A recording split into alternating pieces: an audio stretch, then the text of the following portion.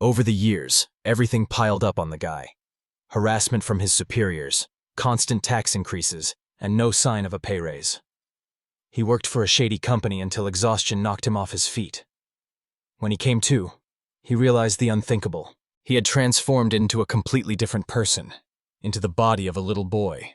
Amazed, he stared at his new face for a long time, unable to believe his eyes. It turned out that the former office worker was reborn in the body of the son of a powerful lord.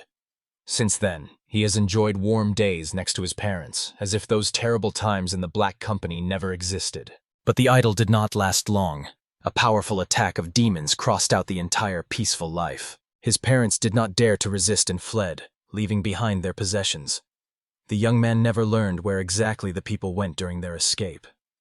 The Allen's lands became empty and silent. The boy became the current lord of these lands. His name was Ryle Allens. But despite the title, he remained completely alone among the ruins. Thinking about it, Ryle only nodded bitterly to himself. He thought that reincarnation would free him from the shackles of a Black Company with unbearable conditions. But instead of relief, an even harder test awaited him, the burden of a lord. Once upon a time, Ryle also wanted to escape from these abandoned territories. However, if the ruler of the lands himself fled, what would remain of his honor? After all, the king would perceive this as betrayal and would certainly punish him.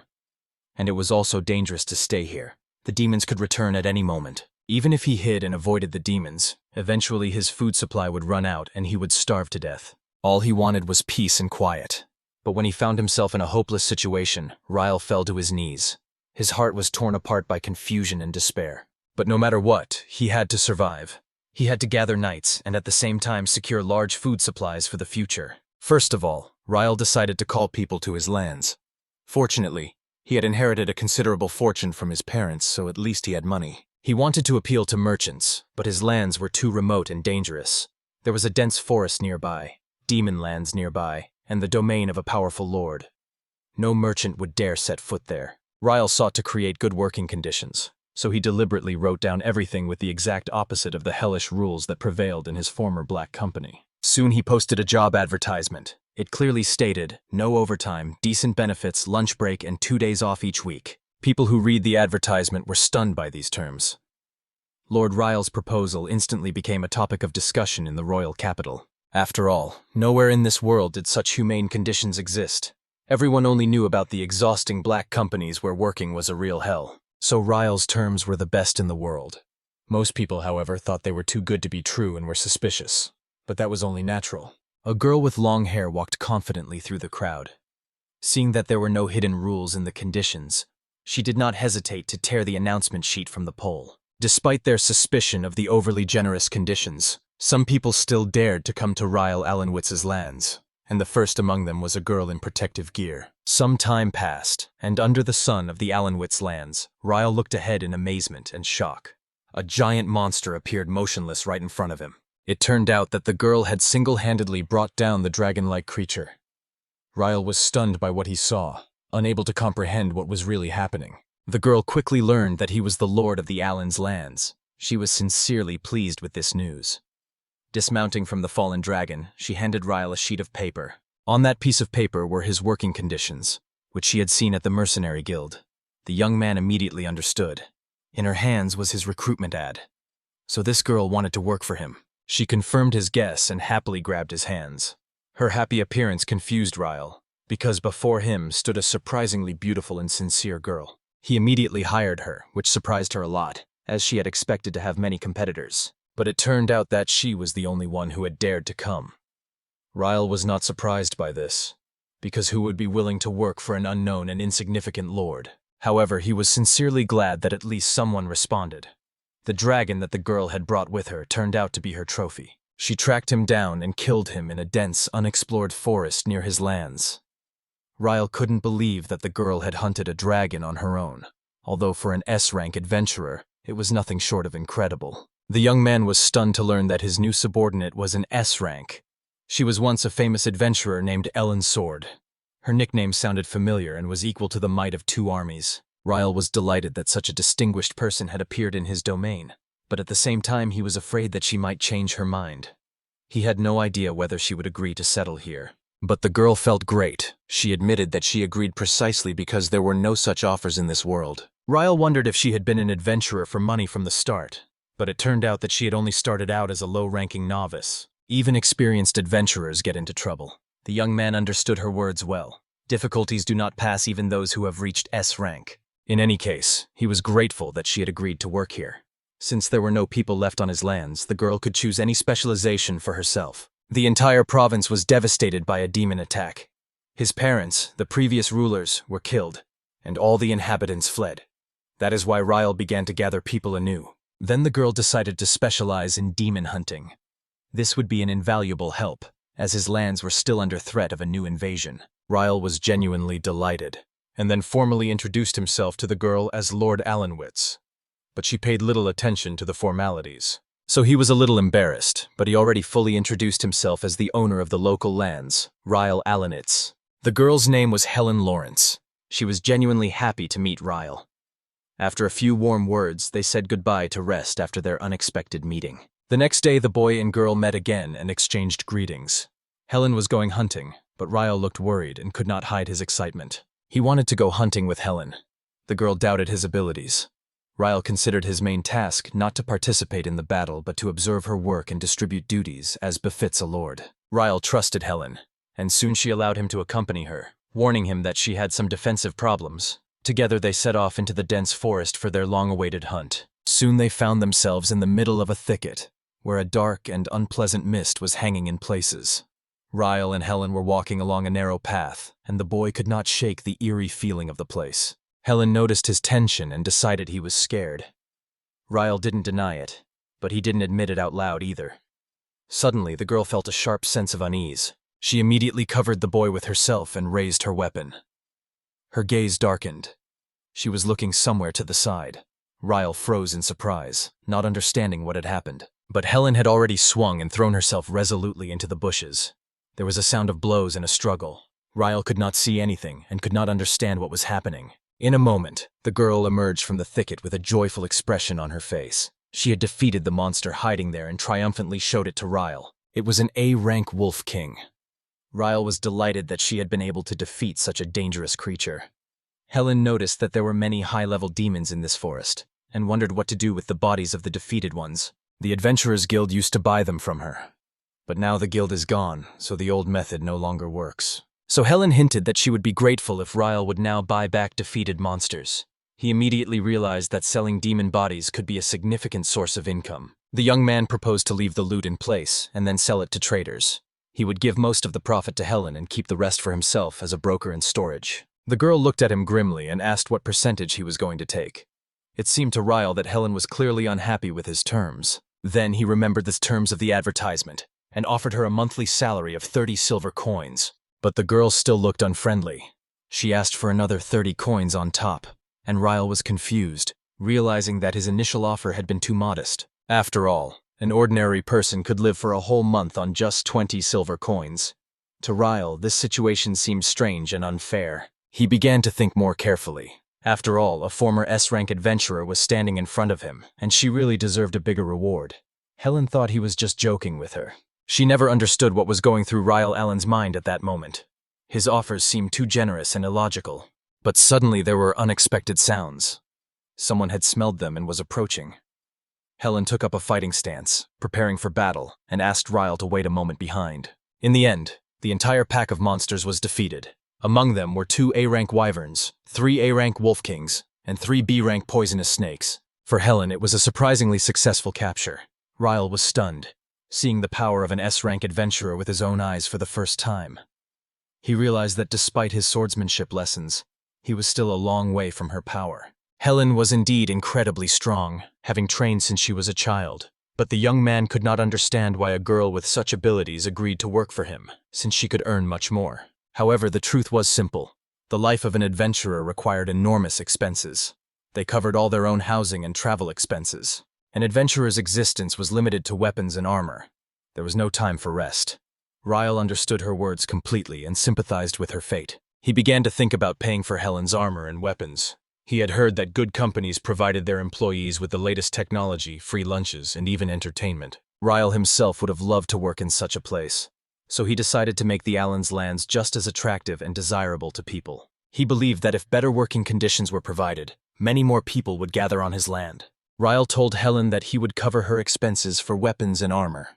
She was surprised by what she heard, but he firmly replied that it was his duty as a lord to take care of his subjects. Helen objected, as the young man did not even know the real value of these things. However, Ryle stubbornly insisted. If it would reduce the risk of her being injured, then he was willing to pay. His confidence confused the girl. She exclaimed, blushing with excitement, that she couldn't believe it. Helen thought the boy was just making fun of her. She remembered his previous offers, to give her 80% of the profits from the demons, while in the guild she only got half. Moreover, the guild had a lot of rules, while Ryle had none. And on top of that, he promised a monthly salary of 30 silver coins. The girl couldn't understand what he was up to. Ryle wondered why Helen still didn't trust him and suspected him of trickery, believing his terms were too good to be true. The young man explained that there had been a misunderstanding. All he wanted was for people to come to the Allen's land. She might not believe him, but he knew well the suffering of those who were simply used. That's why he valued human labor. After all, a person is irreplaceable, and Helen is one of a kind. Ryle didn't want anything bad to happen to her, and he was ready to do everything to prevent it. With a smile, he said that he only wished for one thing, that those who came to his lands should live peacefully and without problems. Helen looked at him with admiration and regretted having doubted him. From now on, she promised to spare no effort to protect him. The girl bowed and swore her allegiance to the surprised Ryle, who looked at her with flushed cheeks. Helen had always followed a clear path in her life, tempered by harsh conditions. But when she saw the ad, she changed her mind. She wanted to regain the freedom she once had. She had no idea that she would meet such a lord. This was the job she had been looking for.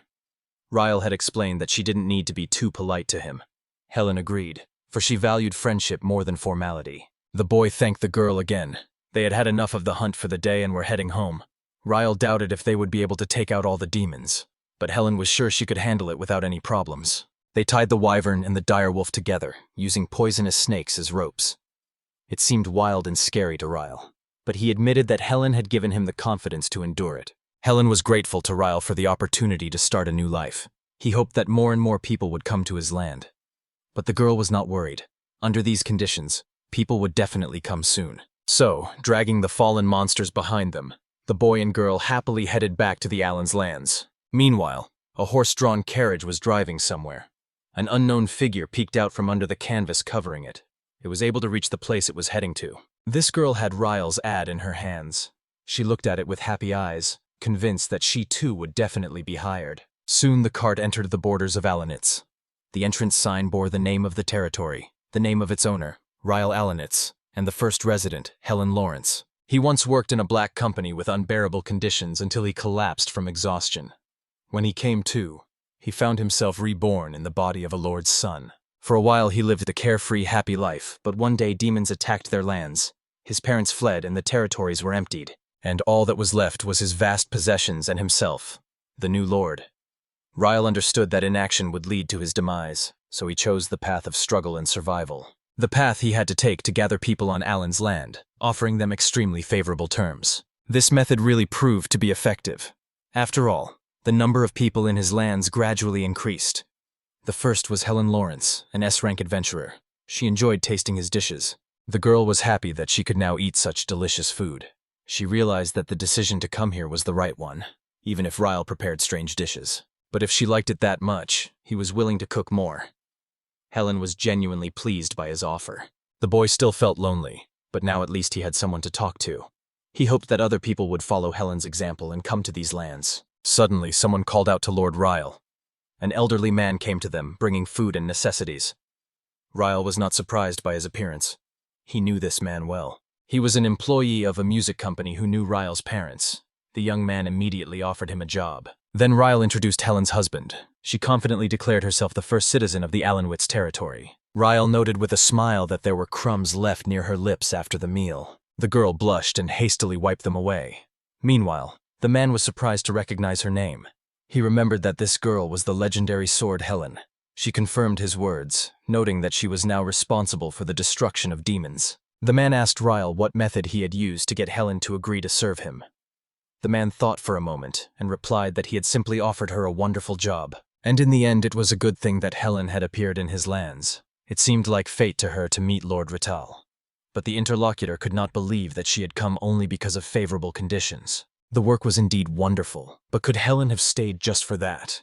Ryle explained to his husband that now he also needed to take care of the realization of the demons he had acquired. Soon, the boy received a staggering price, a whopping 200 gold coins for the defeated monsters. He was shocked. Who would have thought that such money could be raised? But all the creatures were of high rank and preserved in perfect condition. 200 gold pieces would be enough to live comfortably and never have to work again. Ryle couldn't believe he had made such a fortune in just a few days, and it was all thanks to Helen. He thanked her sincerely for her very existence, which made the girl blush with embarrassment. While they were dealing with the man, someone in the car was trying to get out. The man promised Ryle that he would bring people with him next time. The strange girl was able to get out of the carriage, and Ryle was delighted with the offer, because it meant the appearance of new residents. However, the stranger quietly ran away somewhere to the side. Ryle suggested to his friend that he open a music venue. If the population grew, it would become a necessity, and of course he guaranteed the same good working conditions. The man was surprised. Ryle himself did not consider his conditions anything special, but seeing his reaction made him think. Now he decided to seriously consider people's choices. Then, together with Helen, they began loading the demons onto the cart. The worker wanted to refuse help, but the boy insisted. They would get through it much faster that way. Soon after loading, Ryle's uncle set off. The boy and girl said goodbye to him, and Ryle thanked them for their support. The man noted with a smile that Ryle was not at all like his parents, and perhaps that was why Helen had attracted him.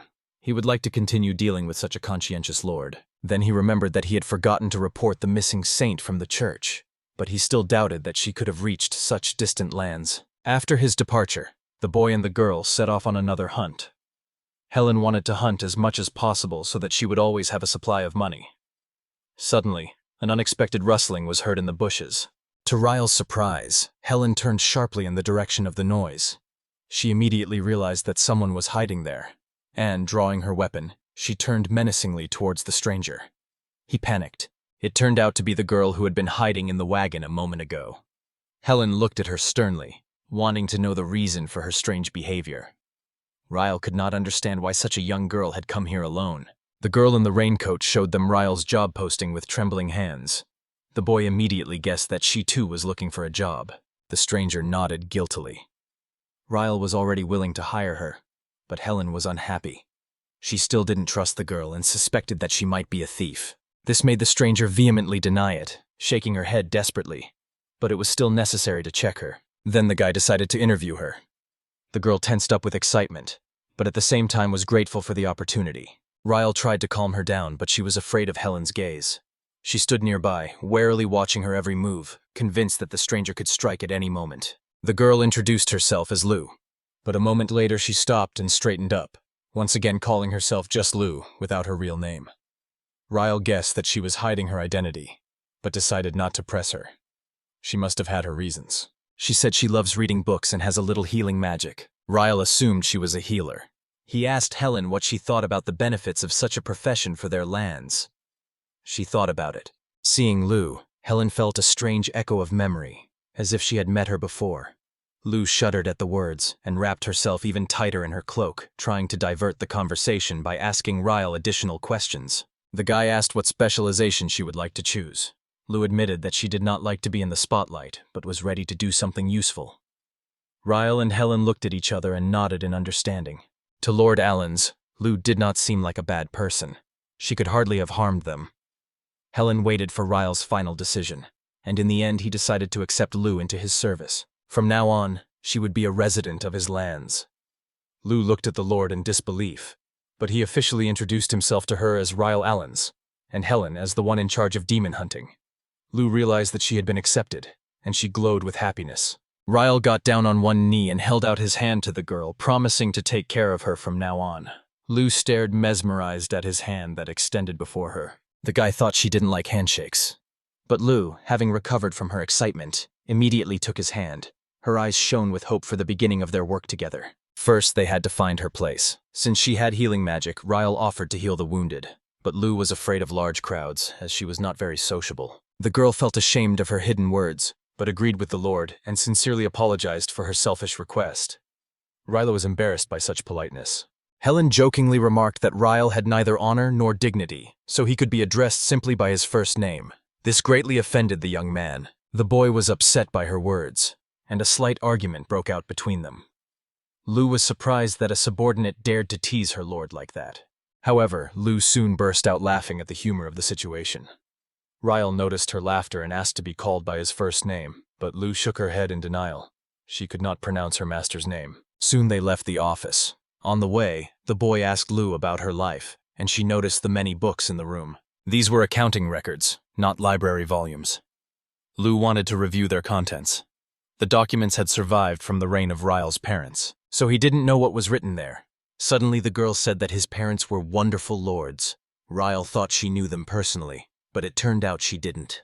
The records showed a lot of spending on the welfare of the inhabitants. Only truly good rulers would do such a thing. This was a stark contrast to what Lu knew. In those days, the Allens had been home to over 100 people. They were lively, and his parents were respected by all. Today was a very different story. Helen decided that Ryle himself was a fine lord too. After all, he offered excellent conditions. No overtime, days off, free housing, and a decent salary of 30 silver coins.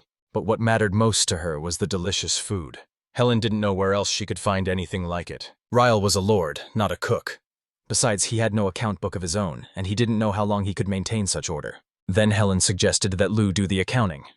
Ryle was surprised that she could do it properly, and that she would hardly have to talk to people. Lu was hesitant about what to do, but she wanted to try. She has since become an accountant and is happy with her new assignment. But Ryle was in a hurry. He still had important things to do. But Lu asked to see something else. The guy allowed it, emphasizing that next time she wouldn't have to ask permission. The girl was happy to review the recordings and stayed in the office until sunset. She was leafing through the ledgers with delight, glad that she could be useful. But suddenly a dark figure appeared behind her. The stranger's mustache moved. He was looking for Lulanasia. The girl turned around in fear. The man insisted. The believers were waiting for her. He was calling Lu home. But Lu firmly refused, saying she would stay here and work. She liked the place, and the Lord had entrusted her with the task. He understood that she would not return. His voice took on a threatening tone. To him, she was only a saint who must smile. He hinted at the voices of those who were searching for her. And then Lu heard a hoarse chorus behind him. A multitude of pleading believers called her a saint. They demanded that she return. She was sure that she was not born to be a saint. Lu desperately denied his words. Suddenly, gasping for breath, Lu woke up from a nightmare in her room. Her heavy breathing broke the silence of the night. Meanwhile, Ryle was outside, looking thoughtfully at the overgrown ground. New people were arriving, so order had to be restored. At that moment, he noticed Lu approaching him. He greeted her with a smile. Ryle was working in the garden, starting with weeding.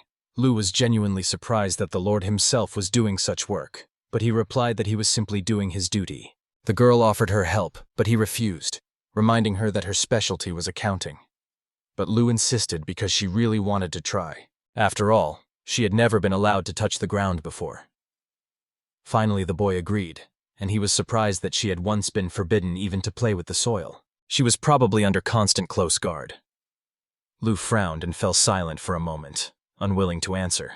All she really cared about was whether she should even mention it. Ryle realized he had brought it up in vain, for the atmosphere immediately became tense. He noticed that the girl was hot while weeding, so he suggested that she take off her hood. Lu refused and continued pulling weeds. She was comfortable like that. The guy felt embarrassed and thought that she still hadn't forgiven him. But suddenly the girls called out to him, causing Ryle to flinch and pay attention to her words. Lu explained that the acidic soil in this area made weeds grow faster, so after cultivating the beds it is worth fertilizing the soil to get a better harvest later. Ryle was delighted with the girl's knowledge. Lu shyly accepted his praise, admitting that she was constantly reading different books. The guy was glad that she appeared here. Lu was happy too, because she didn't have to go out in front of crowds. Ryle guessed that the girl was being punished for her past life. The boy promised that from now on, Lu would only do what she wanted. Here, she was just Lu, and nothing more. Suddenly a pleasant breeze blew, and Ryle gladly put his face under the coolness. He invited the girl to enjoy it with him. Lu stood up, thinking about what she had once believed would be her whole life as a saint, and now perhaps her destiny was different, if she stays here with Ryle. Taking off her hood, Lu smiled and enjoyed the fresh wind. Her life could have changed. She took a happy breath, but suddenly she lost her balance and staggered. Ryle caught her in time. Lu blushed at his proximity. She apologized guiltily, calling him by his name. She immediately came to her senses and apologized again, but Ryle didn't object. It wasn't difficult for him to hear his name from her. At that moment, Helen came over and noticed their awkward situation. Ryle quickly explained that he and Lou were weeding. The girl, intrigued, decided to join in. Meanwhile, from afar, someone was looking intently towards the lands of Alanvitz. The previous lords had already been destroyed, and only their son remained. That's how quickly you can lose everything. The demons were heading this way. The time has come to expand the Demon King's domain. A demon with wings and a pack of wolf creatures are moving towards these lands. Neither Ryle nor the girls are yet aware of the danger. The boy, meanwhile, was cultivating the beds. He remembered his rebirth and how he had become Lord of Alanwitz. His plan was to attract the inhabitants with good conditions, and eventually he was joined by Helen, a former adventurer, and Lou, who took on the accounting duties. But Ryle believed that in the future there would be much more people.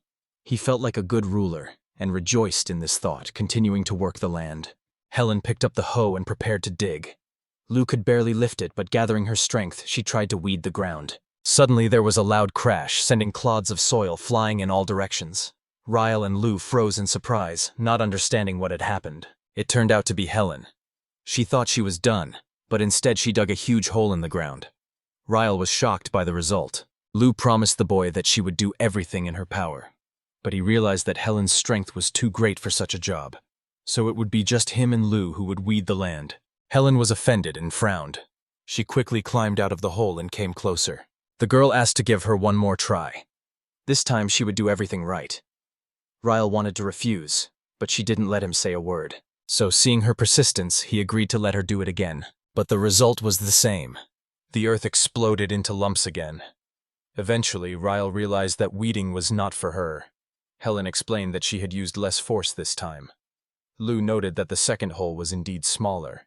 But it didn't matter to Ryle. Lou was happy that Helen was gradually learning to control her power. The girl turned around happily and asked Ryle to evaluate her progress. She believed that she would soon learn. In that case, only Ryle and Lou would be weeding the land, and Helen would practice on the sidelines. They didn't need holes in the field. They went to the garden, leaving Helen to improve. Ryle knew that later those holes would have to be filled in. The boy and girl were working on the ground, loosening the soil. Lou was happy, and Ryle noticed it. When he told her about her smile, the girl flinched in surprise. Lou immediately apologized, thinking it inappropriate to be happy while working. But the guy just smiled with interest, seeing how much she enjoyed weeding. She had never done anything like this before, so she felt unusually happy. Lou was embarrassed, thinking it was strange. But Ryle didn't agree with that. Suddenly, Helen came with good news. She had finally learned to till the soil so that, holding the hoe with only 2 fingers, she left no holes. Ryle invited her to join him. Lou said it was much more fun working together. Ryle remembered that he had never felt this way before his reincarnation. But suddenly, all 3 of them felt something unsettling. Helen frowned and ordered the unknown people to retreat. Meanwhile, Ryle noticed a worm in the ground and looked at the tense girls in surprise. He did not understand what was going on, but the monsters were already rushing towards them. The winged demon sitting on the Wolf King's back was approaching rapidly. Ryle froze, realizing the danger. The winged demon gave orders to his subordinates to destroy the son of the former lords and hand over these lands to the Demon King. He saw the silhouette of the boy and pointed at him. But noticing 2 girls nearby, he decided that they were just peasants working in the fields. So he ordered everyone to be taken away at once. Ryle realized that the demons were attacking. They had come from the west. The boy urged the girls to run, but Helen objected. There was no need to run. There were many opponents, but she could handle it. The girl swung the hoe in her hands as if it were a real weapon. Ryle wanted to stop her, but Helen reminded him that demon hunting was her specialty. She looked at her enemies with a gloomy look and decided to destroy them with a simple hoe. The pack of monsters rushed forward. Helen stood calmly, not moving. The winged demon did not understand why they did not run away, and considered them fools. The wolves rushed to attack, but before they could even touch, they disappeared into a huge pit. The winged demon froze in amazement, not understanding what had happened, and rose into the sky to look down. He was struck by the sight, a deep pit in which his warriors were stuck. The monsters fell in and could not get out. The demon did not understand how such a chasm could appear here. He decided that the people were waiting for an attack and had prepared a trap, but their small number frightened him even more. Ryle admitted with embarrassment that the hole Helen had created had been surprisingly useful. The girl swung the hoe again. She easily dealt with her enemies, and with each blow the number of defeated demons grew. At the end of the battle, Helen smiled, feeling no fatigue at all. The winged demon was shocked. Such power from a simple hoe seemed unthinkable. The screams of the defeated monsters still echoed around them. Ryle and Lu watched the battle in shock. Lu thought she was dreaming, but Ryle knew full well that it was reality. The demon angrily ordered the rest to retreat. The wolves, howling, fled rapidly away from the Alanwitz lands. His plan failed. The human girl proved too strong. Because of this, he hated the new lord and swore revenge. Helen, smiling, said the battle was over. She wasn't tired at all. Ryle and Lu rushed to her. They wanted to make sure she was okay. The girl reassured them and accepted their thanks. Ryle warned her that if there was any danger, she could always retreat. But Helen wouldn't agree. As long as she was here, no one had to run away. Ryle trusted her strength, so he promised to give her as much land as she needed. Lu and he smiled at her. This made Helen blush, but she assured her that there was nothing to worry about. She could defeat anyone. Finally, the girl smiled. The demons that attacked were only weak creatures. The real danger lay in the deep forests. Ryle considered using the dug hole as a defensive moat, but decided to leave that for later. The sun was already setting, and Ryle enthusiastically suggested that the girls prepare something delicious to celebrate their victory. Lu and Helen looked at each other with a smile. Lu thought the Lord shouldn't cook, but Helen, on the contrary, said that Ryle was a wonderful cook. Meanwhile, in the gloomy castle, someone was listening to a report. It was a surviving winged demon. He reported that during his exploration of the Alanwitz lands, he had discovered a power there that exceeded all expectations. The demon reported that humans had gained the power to defeat his subordinate beast wolves. He handed his master a flyer announcing the search for workers. It was becoming too dangerous to ignore. The demon invited the Demon King to visit these lands in person. The gloomy man in dark clothes peered at the announcement with interest. He began to be interested in the figure of Lord Allen. Meanwhile, the capital's royal guild was in turmoil. A crowd had gathered around the guild official. At Lord Allen's request, only one man was to go. However, the lands were too far away, and most people thought it was dangerous and unprofitable. As expected, everyone turned away from the idea, and the man could do nothing. But suddenly a hand rose in the crowd. It belonged to a girl with cat ears and a long tail. Her name was Nanati, and she happily volunteered to take the job. The girl was jumping with excitement, eager to go. Her friends tried to stop her, telling her it was too dangerous. But Nanati wouldn't give up. She was sure the Lord couldn't offer anything bad. It had to be a good job. After all, Ryle really guaranteed all the bonuses mentioned in the ad. He even hoped for a larger number of applicants. People were stunned when they realized that the conditions really corresponded to what was promised.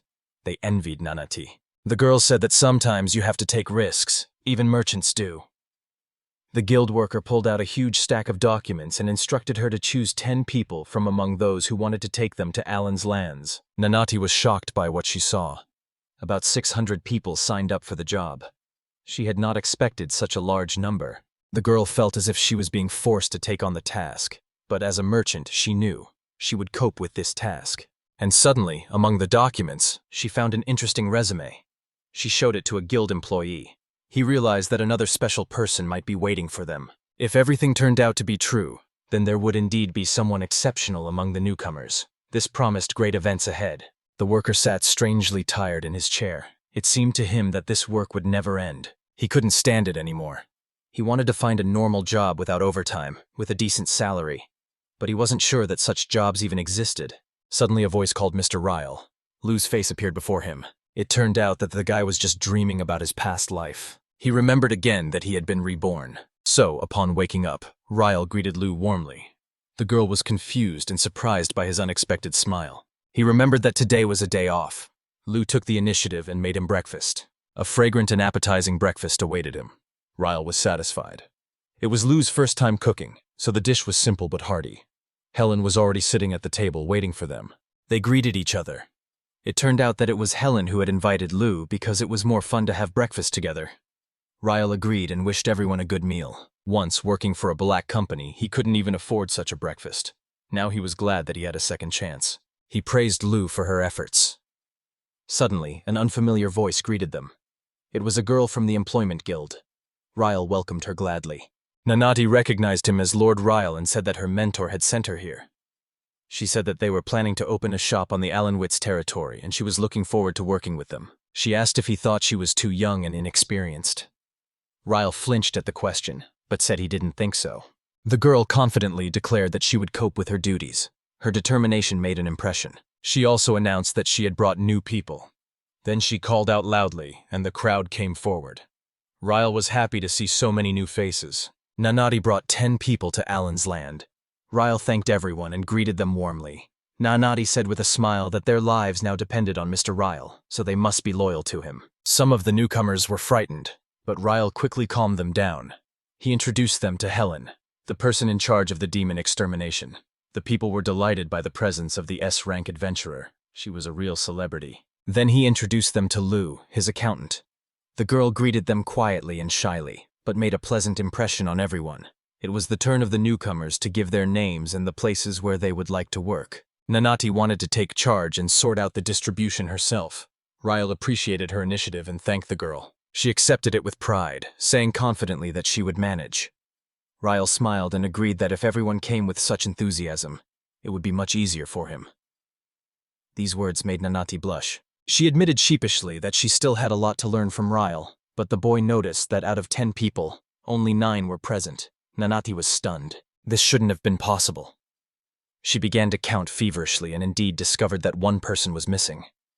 Suddenly there were soft, leisurely footsteps.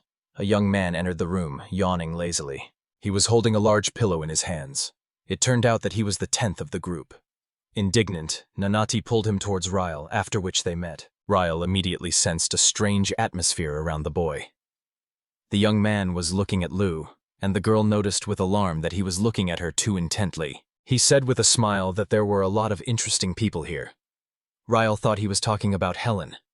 Then he let the newcomers choose their own housing, as there were plenty of houses. The newcomers were stunned. They had never dreamed of owning their own home. They looked at each other in delight and couldn't believe their luck. The people were sincerely happy to learn that they would have their own homes. Ryle added that he would provide everything necessary if needed. Joy filled their hearts. The guy with the pillow asked if he could really spend that much money. Ryle had plenty of money, so he answered confidently. The guy just took his words indifferently and calmly walked away. The new residents were enthusiastically distributing houses, and Ryle was looking thoughtfully after the young man with the pillow. His cold indifference was in sharp contrast to the joy of the others. The Lord felt that this particular boy would be a problem. The next day, Ryle decided to get to know the new residents better. Taking the list, he met Nanati on the way. The girl learned of his intention and gladly offered to accompany him. She wanted to show him around the newcomers' quarters. Ryle thanked her for her help. The people settled well in their homes and even started working. 5 of them worked on a farm, 1 worked in a blacksmith shop, and 3 became demon hunters. There were 9 of them in total. Only Julius remained. He didn't even write down his desired profession, so he had to be checked in person. Soon they reached his little dwelling. Ryle knocked, but there was no answer.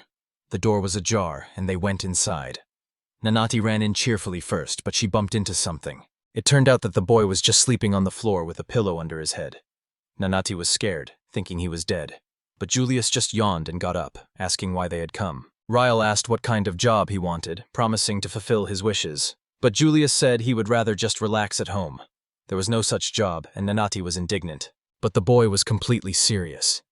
He explained that he had been working all the time and was now exhausted. He had come here for freedom. Ryle was surprised by his words. Nanati was irritated. She believed that one should not just lie around doing nothing. She had hoped for the support of the Lord, but Ryle unexpectedly allowed him to rest as much as he wanted.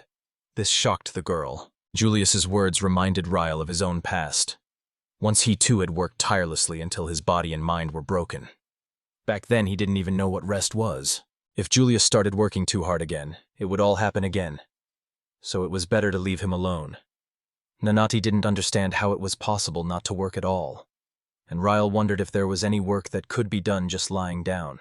Julius was silent, and then asked Ryle why he had become a lord if he had once had such a difficult past. After all, a ruler had even more work to do. Ryle replied that he had not chosen this path himself. After the death of his parents, he had had to replace them. He hoped that people would be willing to work under good conditions. Eventually he met Helen, Lou, and the others. He was certain that everyone was looking for a place where they wanted to work, not had to. That was why he was creating a home like this. Ryle smiled and said that being a lord was actually interesting and even fun, but it wasn't something to be taken lightly. Julius noted that there were still many problems in these lands. Due to past responsibilities, he did not trust such words. And then it became clear who he had been before. An advisor to the king himself. To Ryle, this sounded funny because advisors were usually wise men. And Julius was indeed a real wise man. For a moment, the room was silent. Ryle froze in complete astonishment, realizing that he was in front of a real sage. It seemed incredible, because usually they appear in the form of frail old men. Even Nettie could not hide her surprise. The depth of Julius's knowledge was astonishing. He was truly extraordinarily wise. Ryle realized that he was dealing with a great sage, but what struck him most was that this gray-haired mind had come to him on its own. That was how the power of good circumstances worked. Ryle asked the sage what shortcomings his management system concealed. Julius, without hesitation, agreed to help him with advice and experience. He started with the most important thing, the budget, and asked Ryle about his available funds. The guy admitted that he only had 500 gold coins, including his inheritance and the profits from selling demons. But in the future, each resident would need at least 30 silver coins. This was just a basic provision, without taking into account additional expenses. Julius instantly calculated that the annual requirement would be 360 silver coins per person. There were 13 people living on the estate at the time, so the total came to 4,680 silver coins per year, or about 47 gold coins. In addition to wages, Ryle also provided the people with everything they needed: weapons, armor, and tools. And there were already quite a few residents, so it was simply impossible to ignore these expenses. The sage emphasized that a lord must clearly understand the movement of his funds. Only in this way can he properly manage the lands and maintain order among his subjects. Ryle had never thought about it before, and realized that he had been spending money too carelessly. Now he promised himself to follow Julius's advice and asked him to tell him more about the problems of his lands. Julius noted that the lord's income came only from buying and selling demons. Thanks to Helen, there was enough money for the time being, but relying on one source of income was too risky. This matter needed to be resolved immediately. In addition, there were external threats to consider. Julius noticed that demons were already attacking the land, but they weren't the only danger. To the south lay the domain of one of the nobles, about whom there were bad rumors. Julius would not be surprised if this man planned to seize their territories as well. It was equally important to consider the organizations where the people came from. For example, the Adventurers Guild would suffer significant losses without Helen, and this could cause considerable difficulties. Ryle realized that he couldn't just be happy that so many people had come to him. Julius expressed his indignation at this, and the boy didn't object. However, the sage assured her that he would work as long as it took to protect these lands. Nettie didn't understand this because he seemed to only want to rest, and now he agreed to help. So Ryle decided to let Julius work from home. If he had any questions or problems, he could always ask for advice. At the same time, the sage would decide for himself when to rest. The idea of giving advice while lying in bed appealed to Julius. Nettie was concerned about the lord's too gentle disposition. However, Ryle wanted others to learn an important lesson from Julius, not to exhaust themselves without rest. Helen, for example, continued to go hunting every day, looking for different excuses. Such habits are difficult to change all at once. Ryle understood that everyone had to adapt at their own pace. He thanked the sage for his help.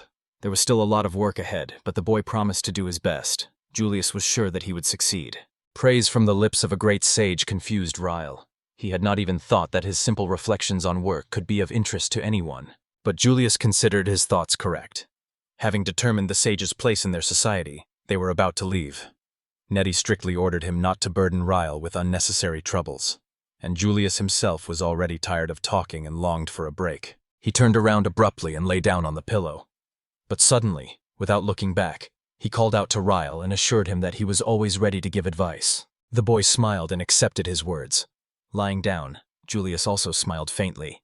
Meanwhile, in the demon lands, the winged messenger was restless, for the demon king himself had set out for the domain of Alan Shreets. He wanted to see for himself if the stories he had heard were true, and he was also interested in Ryle's statement about finding new workers. 2 days off a week seemed incredible. Alan Witz's possessions aroused his sincere interest. Meanwhile, Helen and Lou did not hide their surprise that Julius turned out to be a great sage.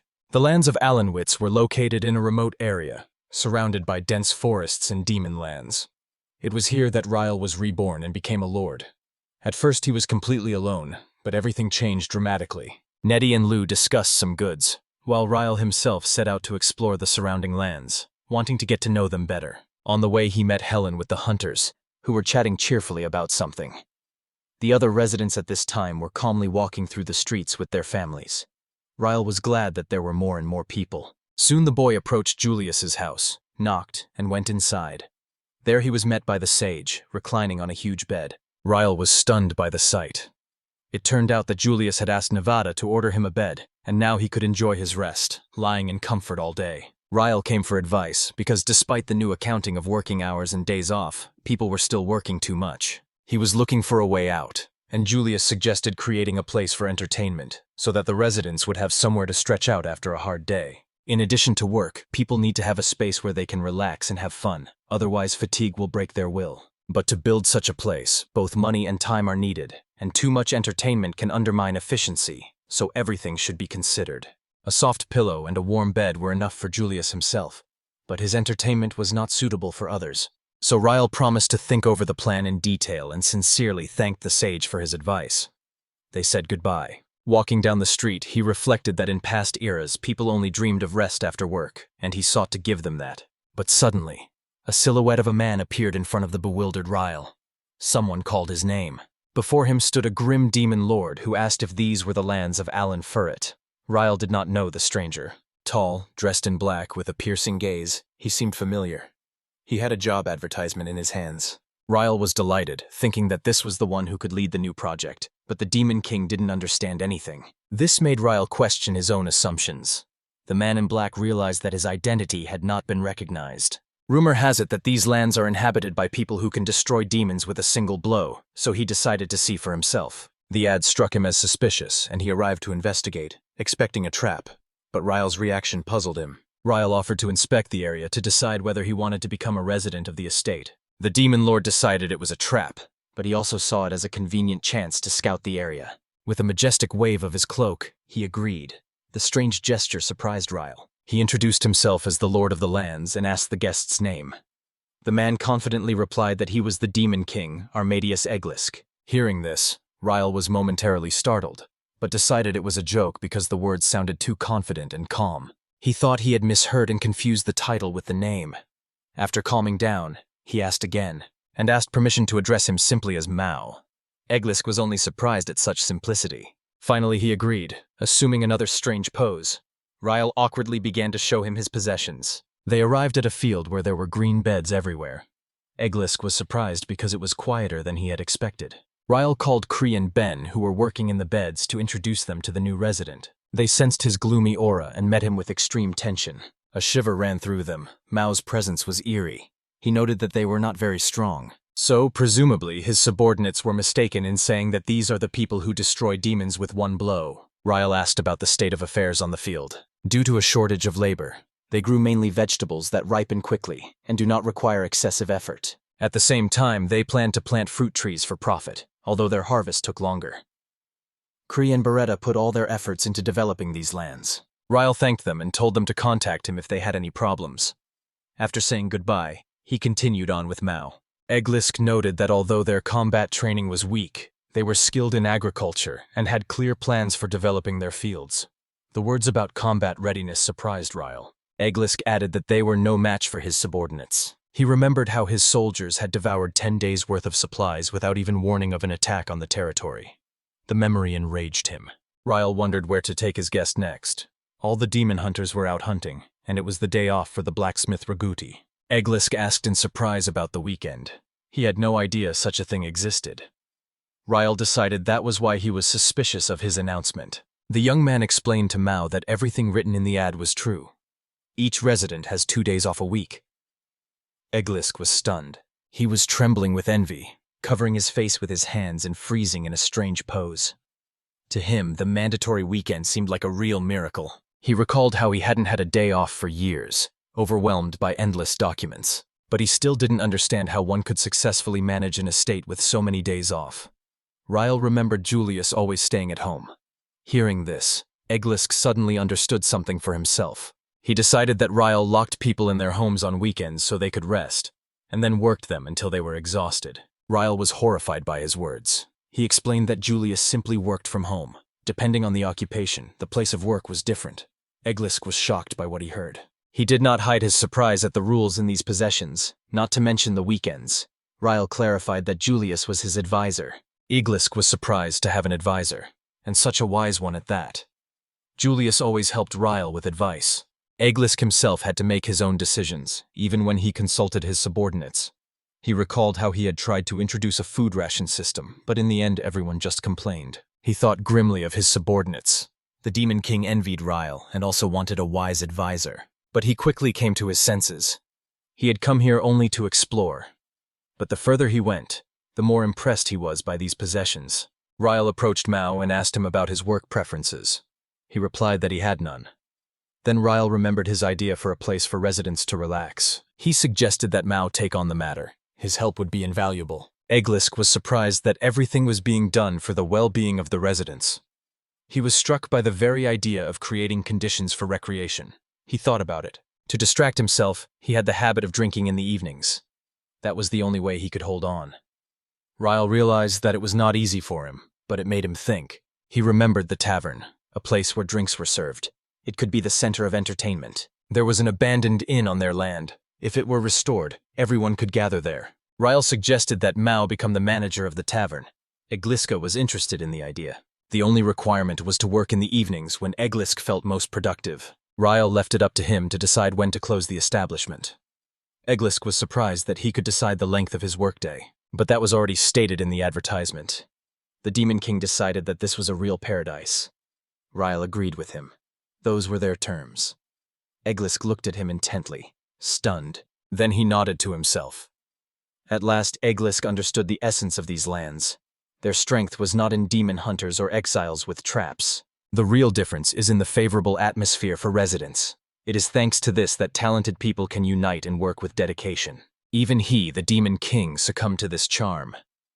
He was completely captivated by these living conditions. Smiling, Egliska admitted that the estate in these lands was truly amazing, filled with harmony and order. Ryle listened with amazement to his sincere words and, looking at the satisfied face of his interlocutor, felt inspired and completely agreed with his opinion. The Demon Lord looked at Ryle carefully, realizing that he had orchestrated all of this. He recognized him as a worthy master, although there was still much work to be done. Ryle asked Mao if he would be willing to work alongside him.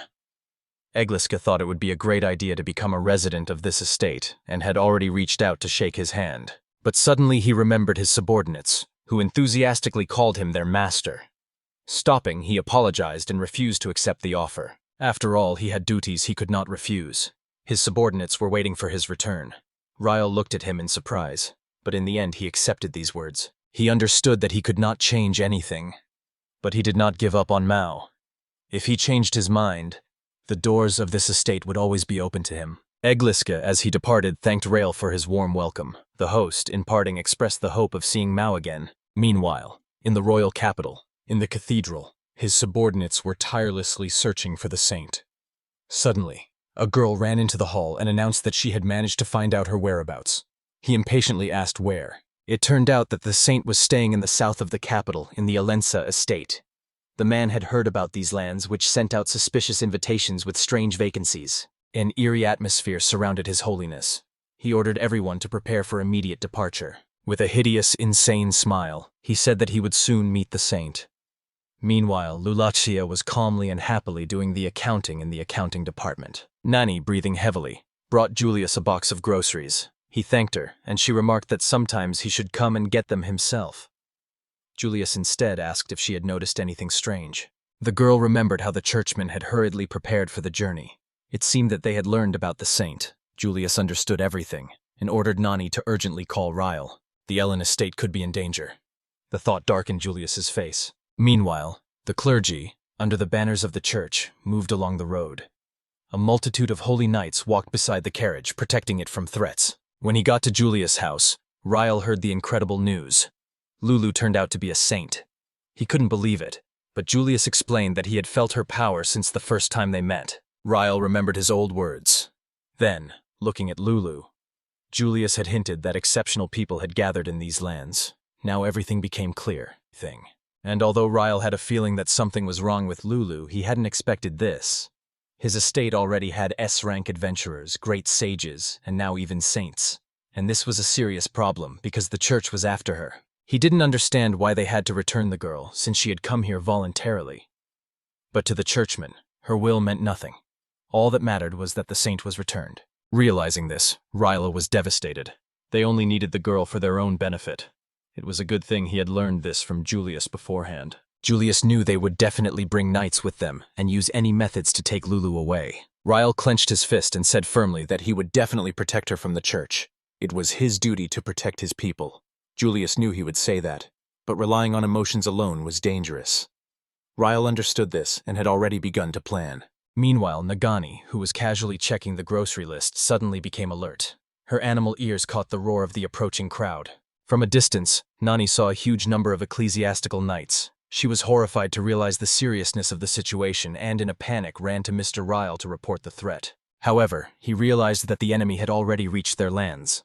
He ordered Nagana and the others to immediately evacuate all the inhabitants to Julius's house. They obediently accepted this order. Helen stayed with Ryle, and he ordered everyone after the evacuation to listen only to Julius's instructions. But suddenly Lulu came up to them and turned to Ryle. She honestly didn't understand what was happening, but no one dared to explain to her. Ryle remembered Julius' words that it was better to hide the truth.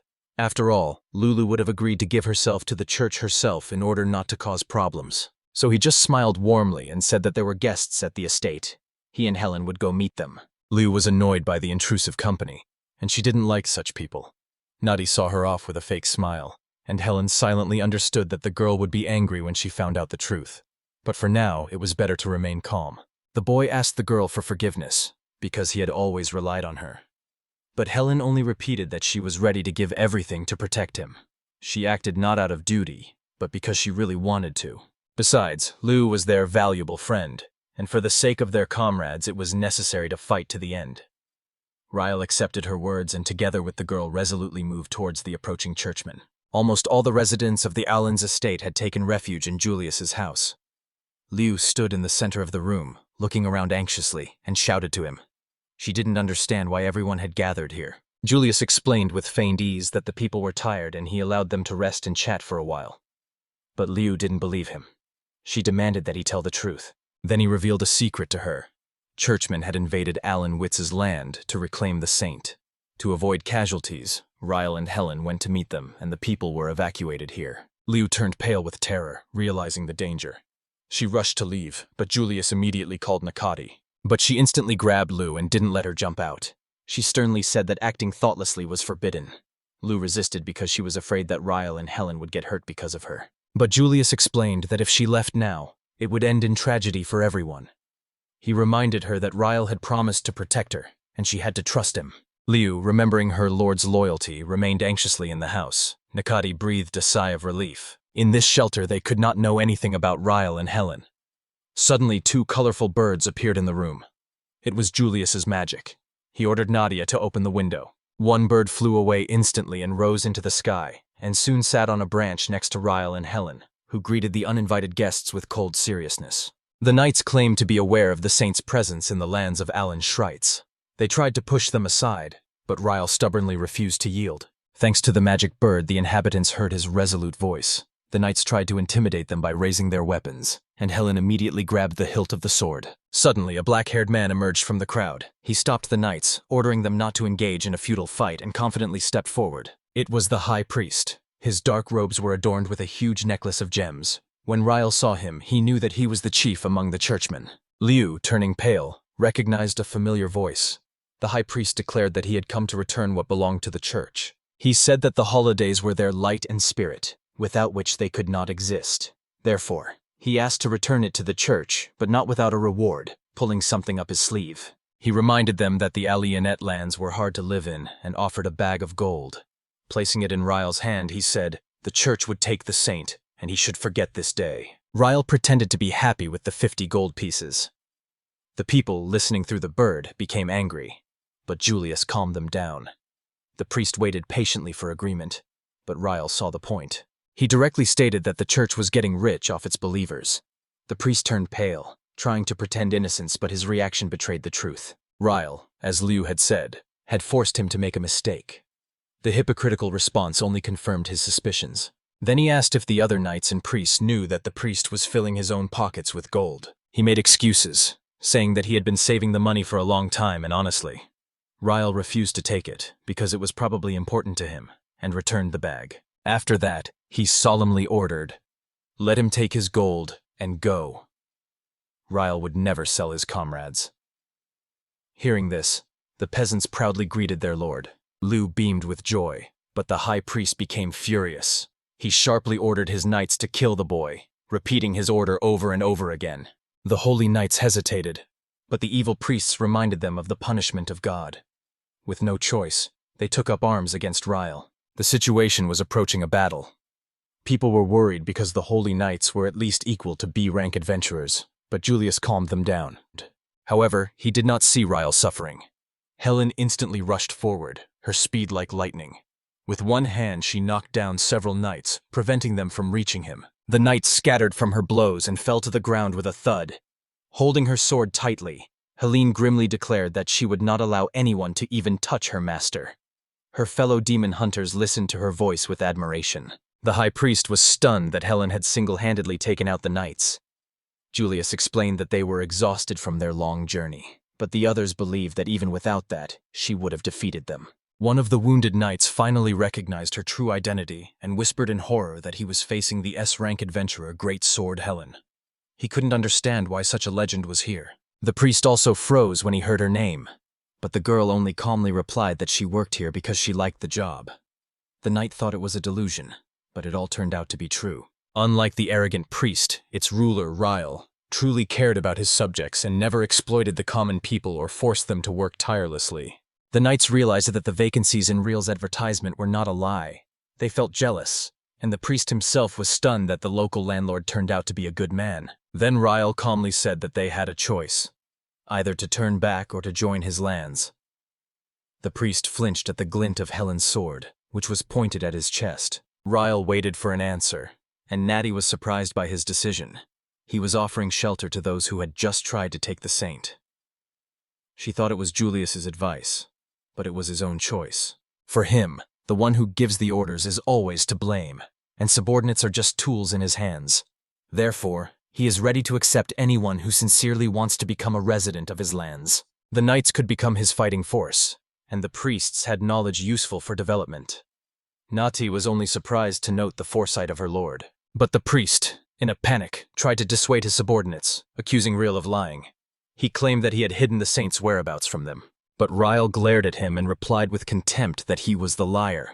After all, Lu had come to these lands of her own free will, tired of the suffocating cage of the church. Here she found a new life, things that were previously forbidden to her. And for the first time in a long time, she smiled sincerely and brightly like never before. Ryle firmly declared that the saint the priest had been searching for so long no longer existed. Only a simple girl named Lu lived in these lands. His voice echoed through the magical bird. To the inhabitants, she was no longer a saint, but one of them, a resident of the Allen's domain.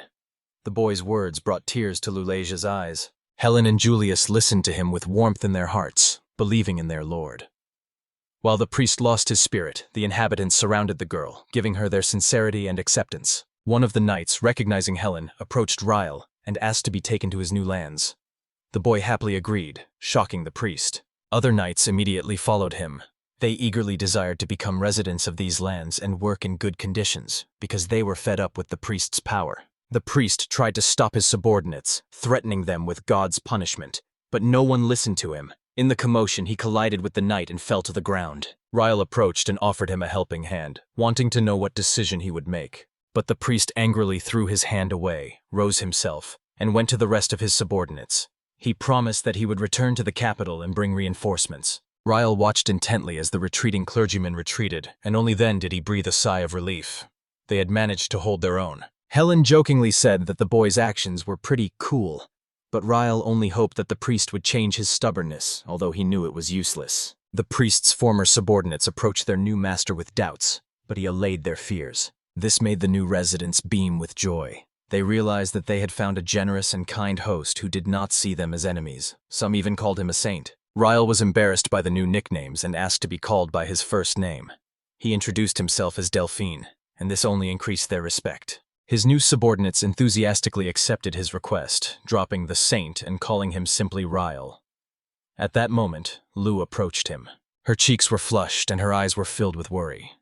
The boy smiled and said that he had already taken care of the high priest. Unexpectedly for him, Lu threw herself into his arms. With tears, she apologized for getting him into this dangerous situation because of her. She felt bad at the thought of having caused so much trouble, but Ryle gently stroked her head and calmed her down by asking what she wanted. She replied that she wanted to stay here with everyone, and Ryle allowed her to do so with a smile. Suddenly there was laughter as the villagers watched them and smiled. The boy's words warmed their hearts, and Ryle himself blushed in confusion. On the other side, Helen's friends ran up to her, enthusiastically praising her feat. Meanwhile, Julius called the magical bird to him. Lu, meanwhile, enjoyed the warmth of Real, unable to hold back happy tears. Meanwhile, Kelly and Ben sat peacefully under a tree near the new crops. They spread out a cloth, and Ben relaxedly smoked a cigarette, staring at the sky. He said he was glad to have a peaceful life after all the upheavals, and for the first time he felt like he was truly living. Kelly was happy too, as dozens of new knights and priests had joined them. Ben, closing his eyes, said he didn't believe in such peace.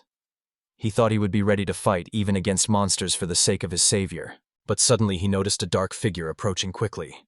Kelly jumped up and warned him that a stranger was coming from the demon side. They looked at the stranger with horror, because trouble could begin again. A demon appeared before them. At this time, Ryle was in the city dealing with the new inhabitants of his lands. He said that now they had everything for a normal life, but he would bring them even more. He also told the people that if their shops needed anything, they could go to the guards or knights, as there were now many of them after the priests joined. The man, with tears in his eyes, begged Narkonlu to consider his feelings, convinced the girls of his nobility, and promised many things, but in return he heard only a calm answer. Let him stand in line like everyone else. Ryle's thoughts lingered on the question of what Lu's relationship with the churchmen would be like, and although that problem was now gone, he felt a certain uneasiness in his soul. The young man thought about the fact that the number of people on his land had increased, which meant it was time to take stricter care of money and expenses, because now he would have to establish clear rules. He understood well that problems would soon arise, and part of the territory might even be threatened with a real crisis. Therefore, he firmly decided to organize everything properly, although his heart was filled with anxiety. At that moment, a young man with a serious look turned to him. Lu, meanwhile, carefully signed the documents, while Nar complained capriciously about the boring work. Ryle talked to her husband, allowing him to go to his family, which aroused his sincere gratitude. Lu glanced at Ryle out of the corner of her eye and, remembering how she had hugged him recently, and he had gently run his hand through her hair, she felt a sense of shame and unwelcome warmth that spread like a blush across her face. She buried her face in her hands, trying to hide her embarrassment, as she was ashamed to even remember that moment. It was then that Nark mockingly asked what her friend was thinking. With a sly smile, she hinted that Lu was simply remembering that incident. The girl began to make excuses and hastily changed the subject so as not to discuss it out loud. But Nark ignored her request and loudly declared that it was impossible to hide a girl in love. Her words were heard by the rest of the audience immediately. Everyone surrounded Lu, asking her who she was in love with. The girl desperately begged them to stop talking, but Nark only laughed merrily, teasing her friend. Their banter was interrupted by Kelly entering the room with a worried expression on his face. Ryle immediately asked what had happened and heard that a visitor was waiting outside. As he came out, he saw Mawson carrying a huge wooden barrel on his shoulder. Ryle wondered why he had come so suddenly. Carefully placing the heavy barrel on the ground, Mawson explained that it would be a short stay and asked if Ryle really owned the land. The man nodded and asked if he wanted to work there. In response, the guest slapped the barrel loudly and said he had only come to bring booze. Ryle greeted him and was about to introduce him to the others, but suddenly he felt himself abruptly pulled back. Several people grabbed Ryle by the shoulders, pulling him aside, and 2 priests stepped forward with drawn swords. They shouted that it was dangerous here, because a demon was nearby, and ordered Ryle to heroically give his life for the Lord. The young man himself tried to stop them, while Mawson remained silent in confusion. One of the men chided Ryle for not having noticed such a threat and such immense danger earlier. They claimed that the Demon King himself was standing before them. Ryle replied that if it was Mawson, it was a lie, but Lu intervened, saying that he exuded a terrible magical power. Then Ryle turned to Mao, begging him to confirm that the words of others were not true. But he calmly replied that it was Ryle who said it first. The young man could not believe that Mao had been the Demon King all this time and had remained silent. Ryle recalled their first meeting, when he was naive, and Mao advised him not to have secrets. At this time, the priests were already preparing to attack, but Mao only said that he had come here solely for Ryle and did not want to fight. Not wanting to allow a clash, Ryle stopped them and said that although he was surprised by the truth, it was not of decisive importance to him. He stated that he did not care who Mao was or what race he was. People should accept him as calmly as he did. The knights were confused, for their duty was to protect the lands of Arlen Thomas, and the Demon King had always been their enemy. Then Ryle, turning his back on them, coldly said that if they didn't like Mao that much, then they should try to defeat him themselves, because he would deal with them without any effort. Lu, listening to Ryle's words, thought for a moment. Gathering her thoughts, she stepped forward and even dared to approach the Demon King. She bowed carefully before him, apologizing for not showing him the proper respect earlier.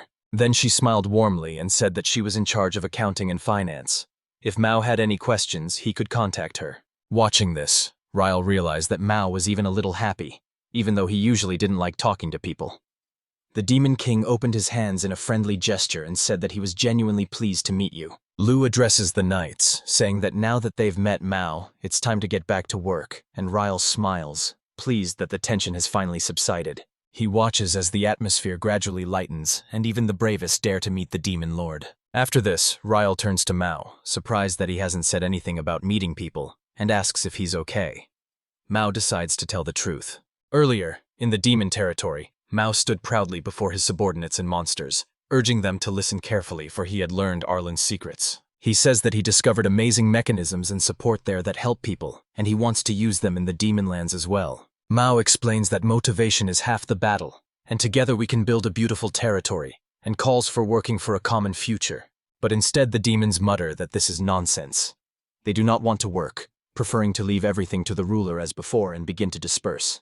Desperate, Mao leaves a letter saying that he is leaving the palace because he can't go on like this. Concluding the story, he says that this is how he returned to Ryle, suggests that they ride and train together again, and Ryle silently feels that the real problems are still ahead. Then Ryle offers to show Mao the bar, and he agrees because he wants to try his hand at something new. Mao thanks Ben and Kelly for bringing him to Ryle and calls them to go with him. Kelly refuses, citing work, but Ben makes no secret of his desire to join. Kelly tries to talk his friend out of it, but he just laughs, saying, "How can you give up drinking?"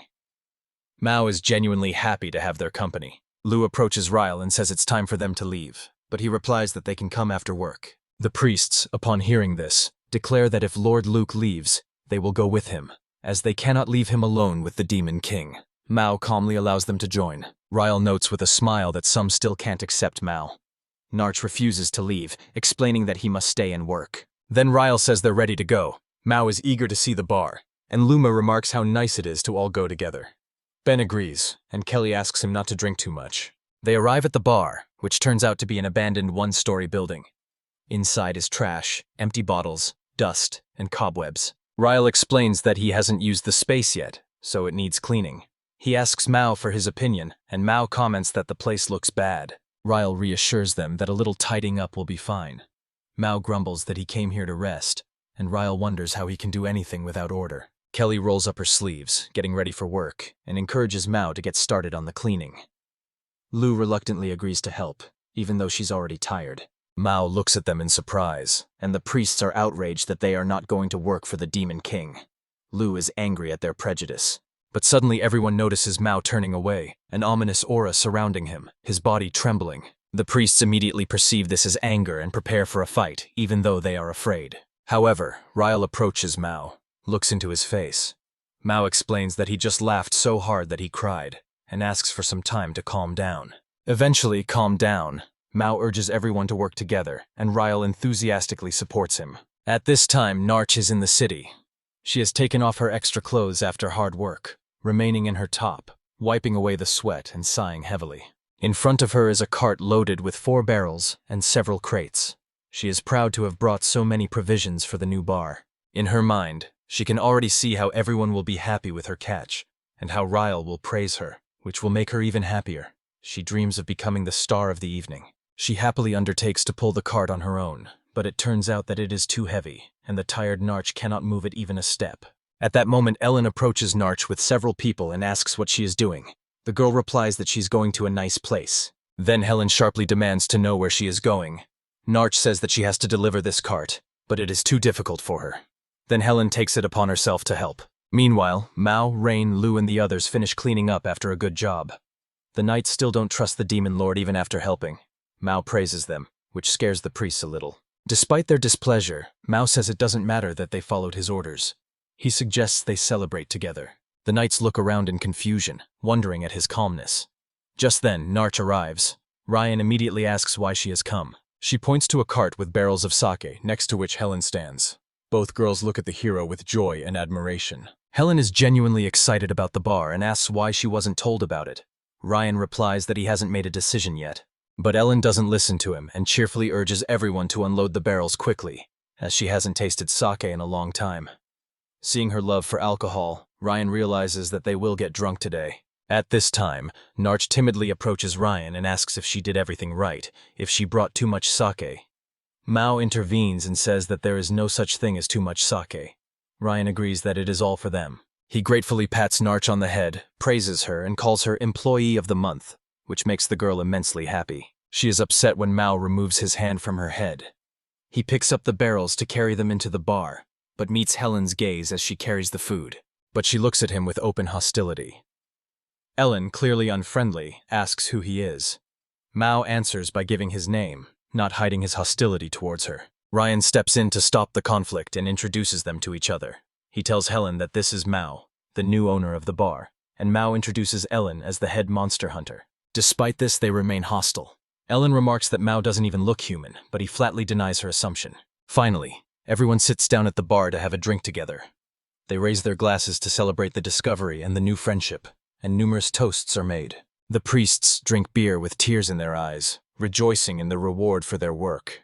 They ask the demon lord if he understands their feelings. He replies that yes, because he works a lot himself. And when he finishes, he feels both joy and sadness. Mao adds that he understands this painful sadness perfectly. The workers are pleased with his words. Ellen approaches their table, having removed some of her armor. Smiling relaxedly, she says that things will change with the bar now. She also offers the boys to work here if they want. The boys happily agree and promise to work hard. Everyone raises another toast to the Arlan territory, while at another table, Narch and Liu are having a good time. Ryan smiles, glad that everyone is getting along with Mao. He mentally thanks the workers, and is glad that they can rely on each other. At first he thought that as a lord he should do something about it. But then he realized that maybe he didn't need to worry so much. Ellen and Mao notice that some people have already had too much to drink and are asleep. Looking at this, Mao says that this is the penultimate stage of the drinking evening. He tells Ellen that she is a worthy drinking rival, even the best among humans. But he adds that he still drinks better. Ellen replies that she's just warming up, calls Mao a rookie, and reminds him that she's a true knight. He defiantly asks how many minutes it will take for her to realize that he won't give in. Ellen announces to the entire bar that they are going to have a contest to find the best drunk in the area.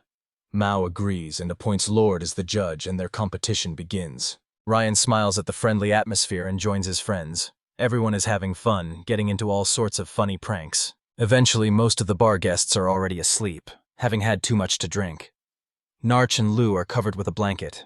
Ellen and Mao are clinking their glasses. Ellen suggests they start a sake competition, and both are confident of winning. Ellen turns to Ryan, saying that this time their fight with Mao ended in a draw.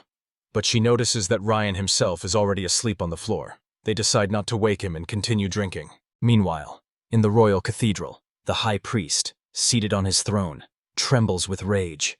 He is torn between grief and anger as he recalls the events in the Arlan territory. He shouts at his subordinates, who stand guiltily with their heads bowed. At that moment, a young man enters the hall, claiming to have important news about Arlan Fur's territory.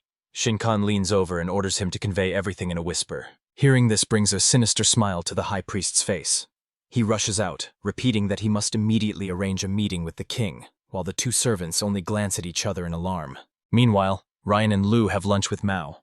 He once again sincerely thanks them for their help and support, emphasizing that it would have been much harder for him without them. Ryan suggests they finally sit down at the table and taste the food. Mao smiles, saying that the meal is the best place for important conversations. In front of them is a bread bowl, a pot of hot soup, and plates for all three. Ryan mentions that Liu made today's meal.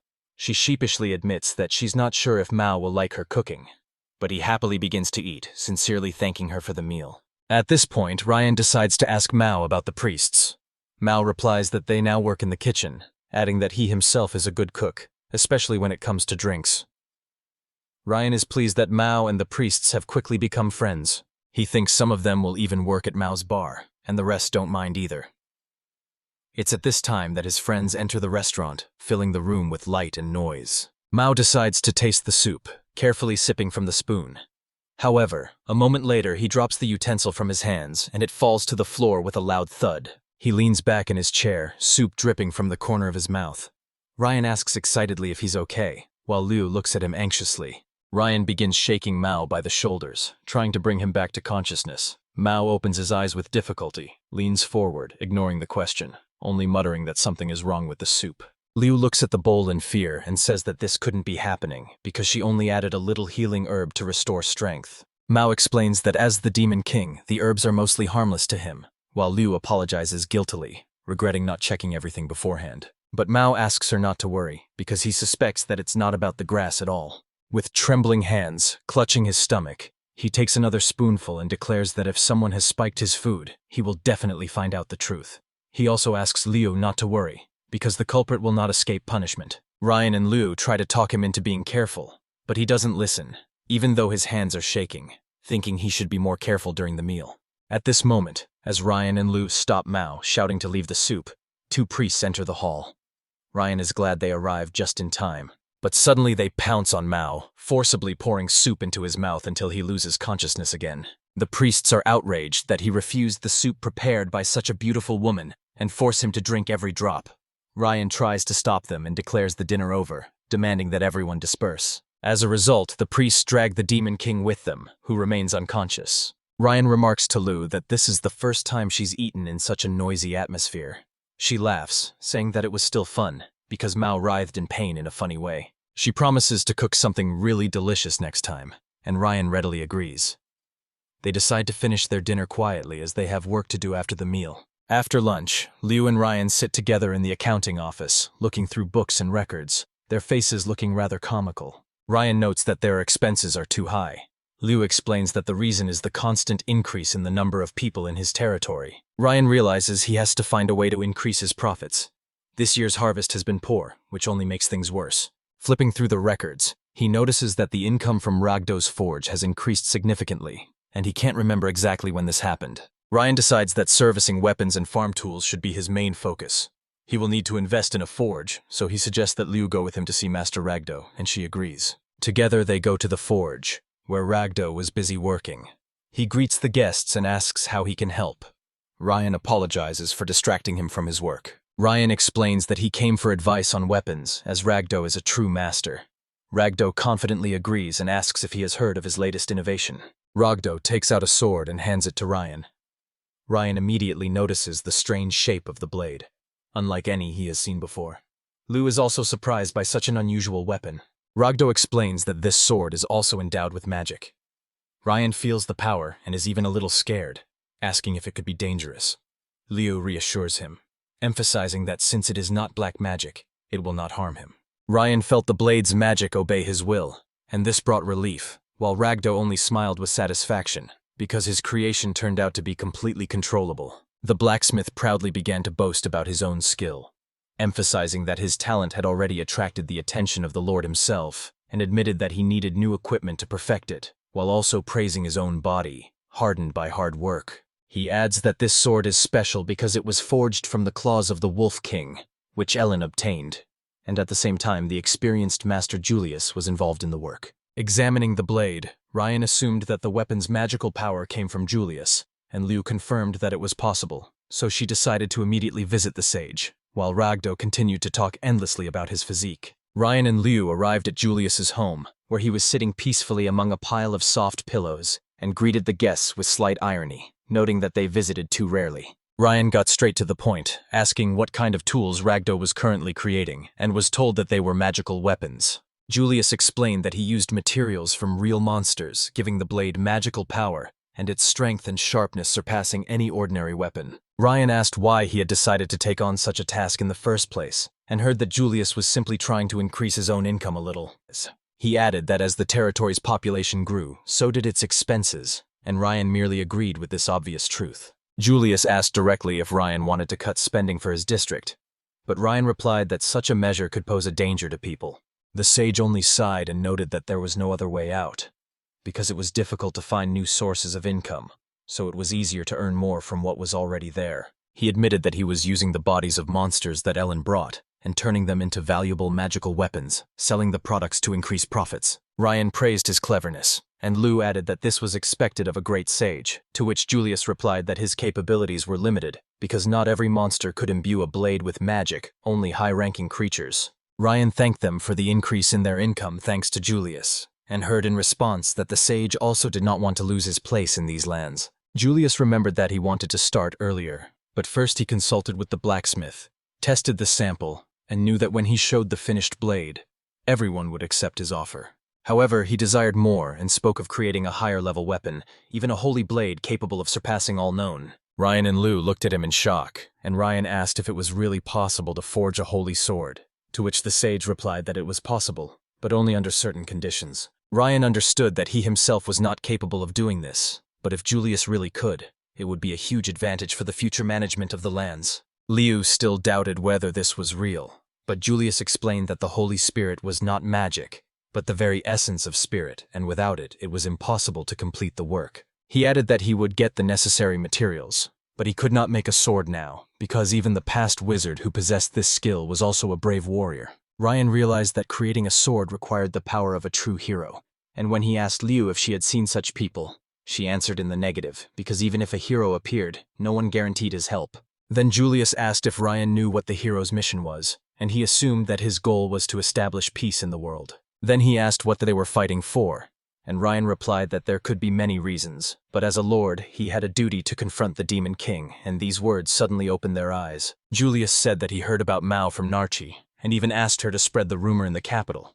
So now the priests know that the Demon Lord is in Arlen Furtz's lands. He warned that these lands could become a battlefield between the hero and Mao, and Liu said in fear that it was too dangerous, but Ryan suddenly remarked that it might even be a good thing. He explained that the hero must already be among them because he had seen Mao but had not raised a hand against him, so he was not his enemy. He reminded Liu that Mao had even forced her to drink soup.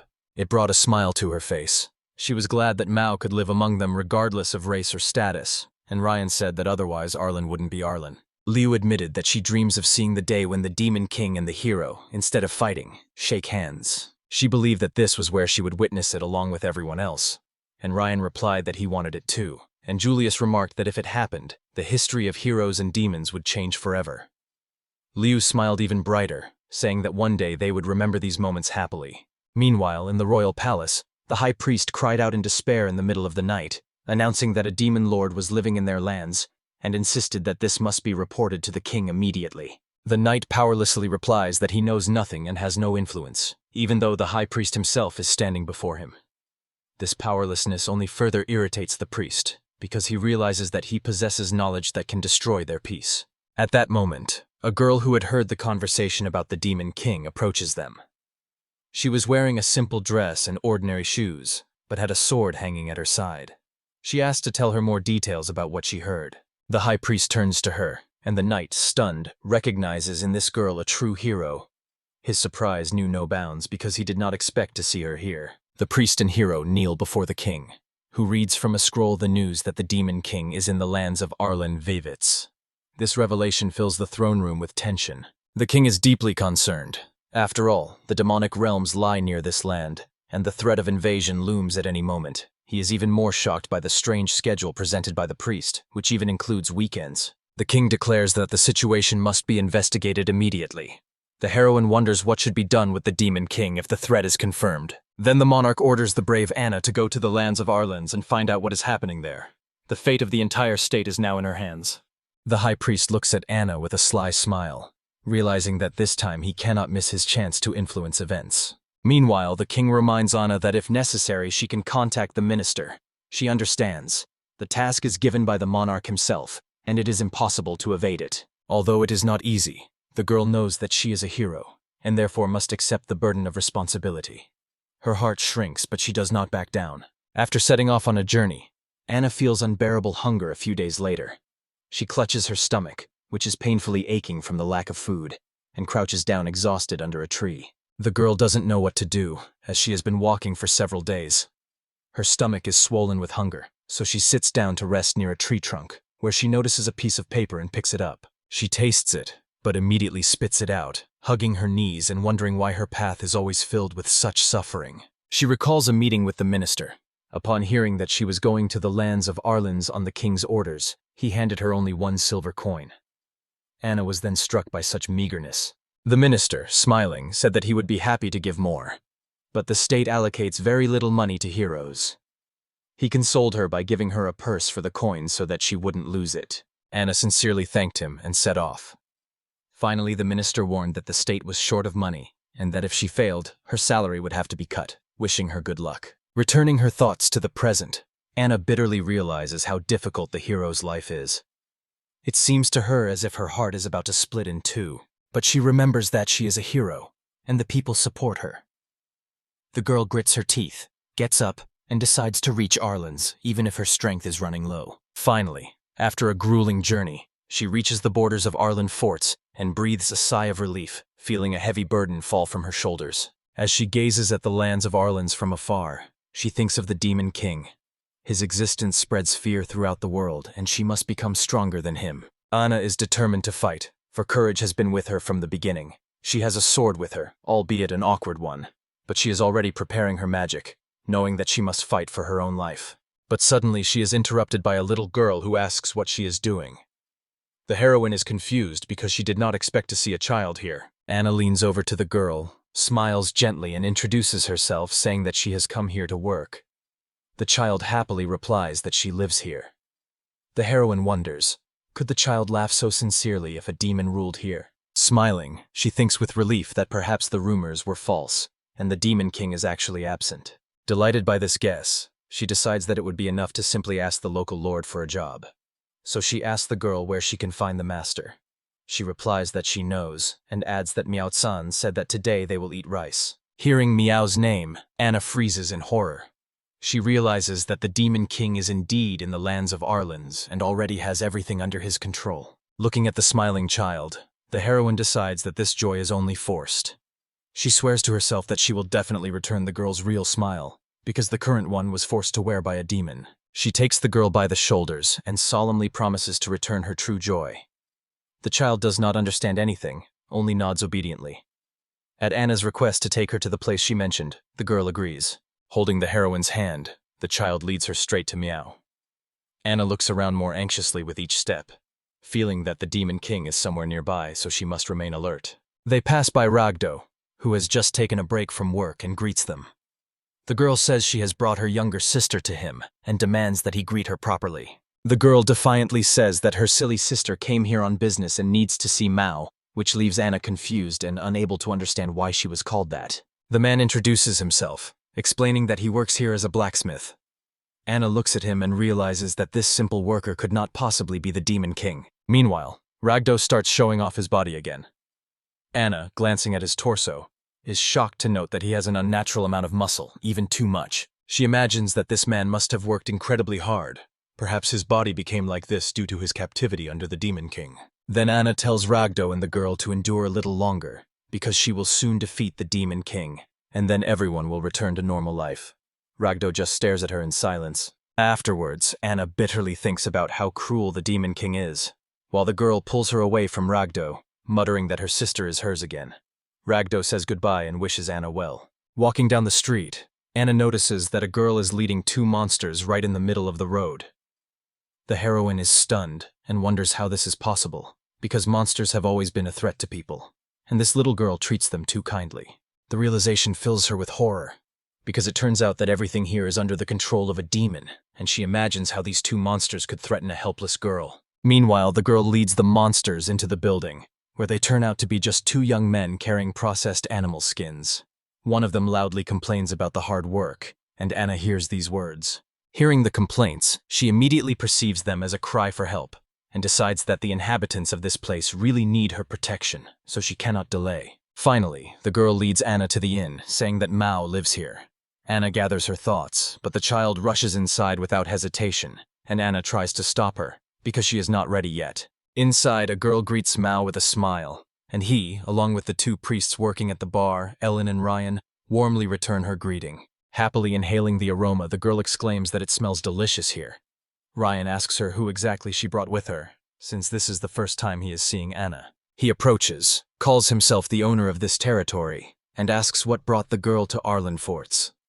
Anna answers in confusion that she came to work, but at that moment her stomach grumbles loudly. Grabbing her stomach, she blushes and tries to explain herself, but Ryan interrupts, pointing out that she has to go through a selection process first if she wants to apply for the position. But Anna quickly says that's not what she came for. Embarrassed and overly embarrassed, she doesn't say another word until the girl cheerfully promises to introduce her to Mao, as he will soon bring the food. Places are prepared for both of them at the table. Although she is unbearably hungry, Anna understands that as a heroine she has no right to just sit down and eat. But Mao approaches with a friendly smile and hands her a bowl of fragrant soup, causing the girl next to her to happily grab a spoon and praise the taste. Ryan notices that Anna hasn't touched her food yet, and, leaning closer, gently tells her that she definitely needs to get some food, because she'll still need her strength. Finally, she agrees, takes a spoon and tastes the dish. An expression of satisfaction instantly appears on her face. She really likes the taste. With a smile, the girl admits that the food is extremely delicious. Mao replies with the same smile, but Anna suddenly snaps out of it, realizing that she has no money and cannot pay for the meal. But even so, she quickly empties her entire plate. Ryan, observing, says that she was clearly hungry and asks her name. Anna confesses that for the past few days, she has only been eating grass that she found on the roadside and seemed edible. Hearing this, Ryan fearfully assumes that she has escaped from somewhere. She dismisses suspicions, explaining that she came to Arlen Force to work. This is a very important matter, entrusted only to her, and she will soon receive payment to thank her for the food. After listening, Ryan admits that he doesn't know what she's doing, but he can't let her continue eating grass. It's simply unthinkable. He adds that it is strange to have such an important job and be starving at the same time. No matter how important her mission is, she should not suffer.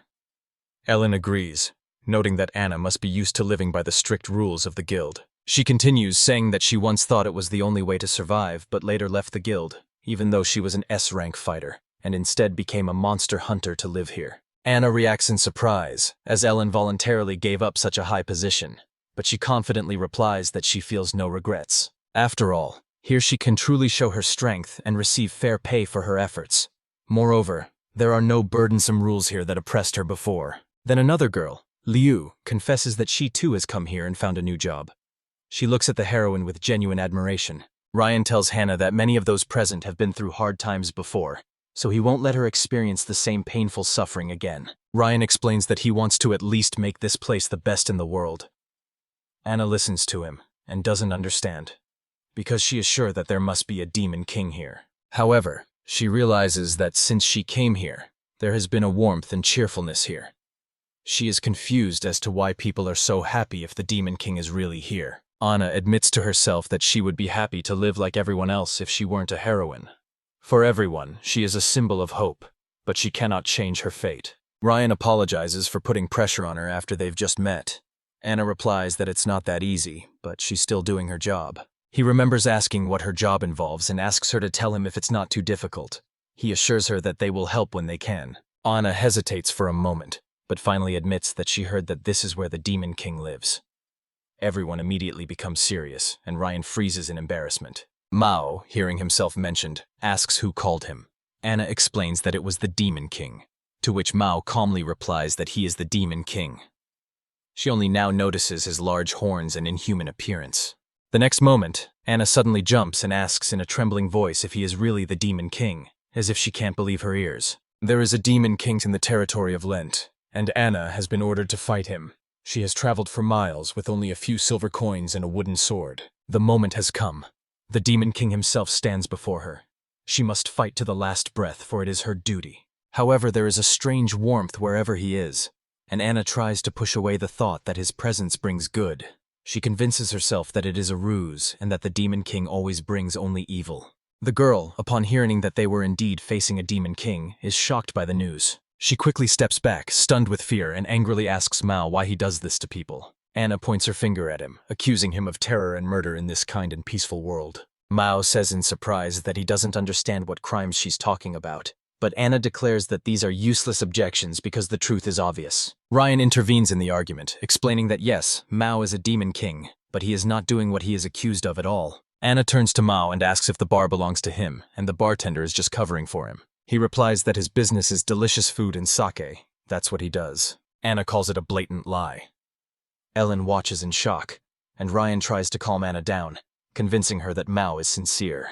However, she grabs her sword, convinced that the Demon King is lying. She pulls the blade from its sheath and points it at Mao, declaring that he will not be able to fool her. He adds that this is just a game of the Demon King, and only by defeating him will the world find peace.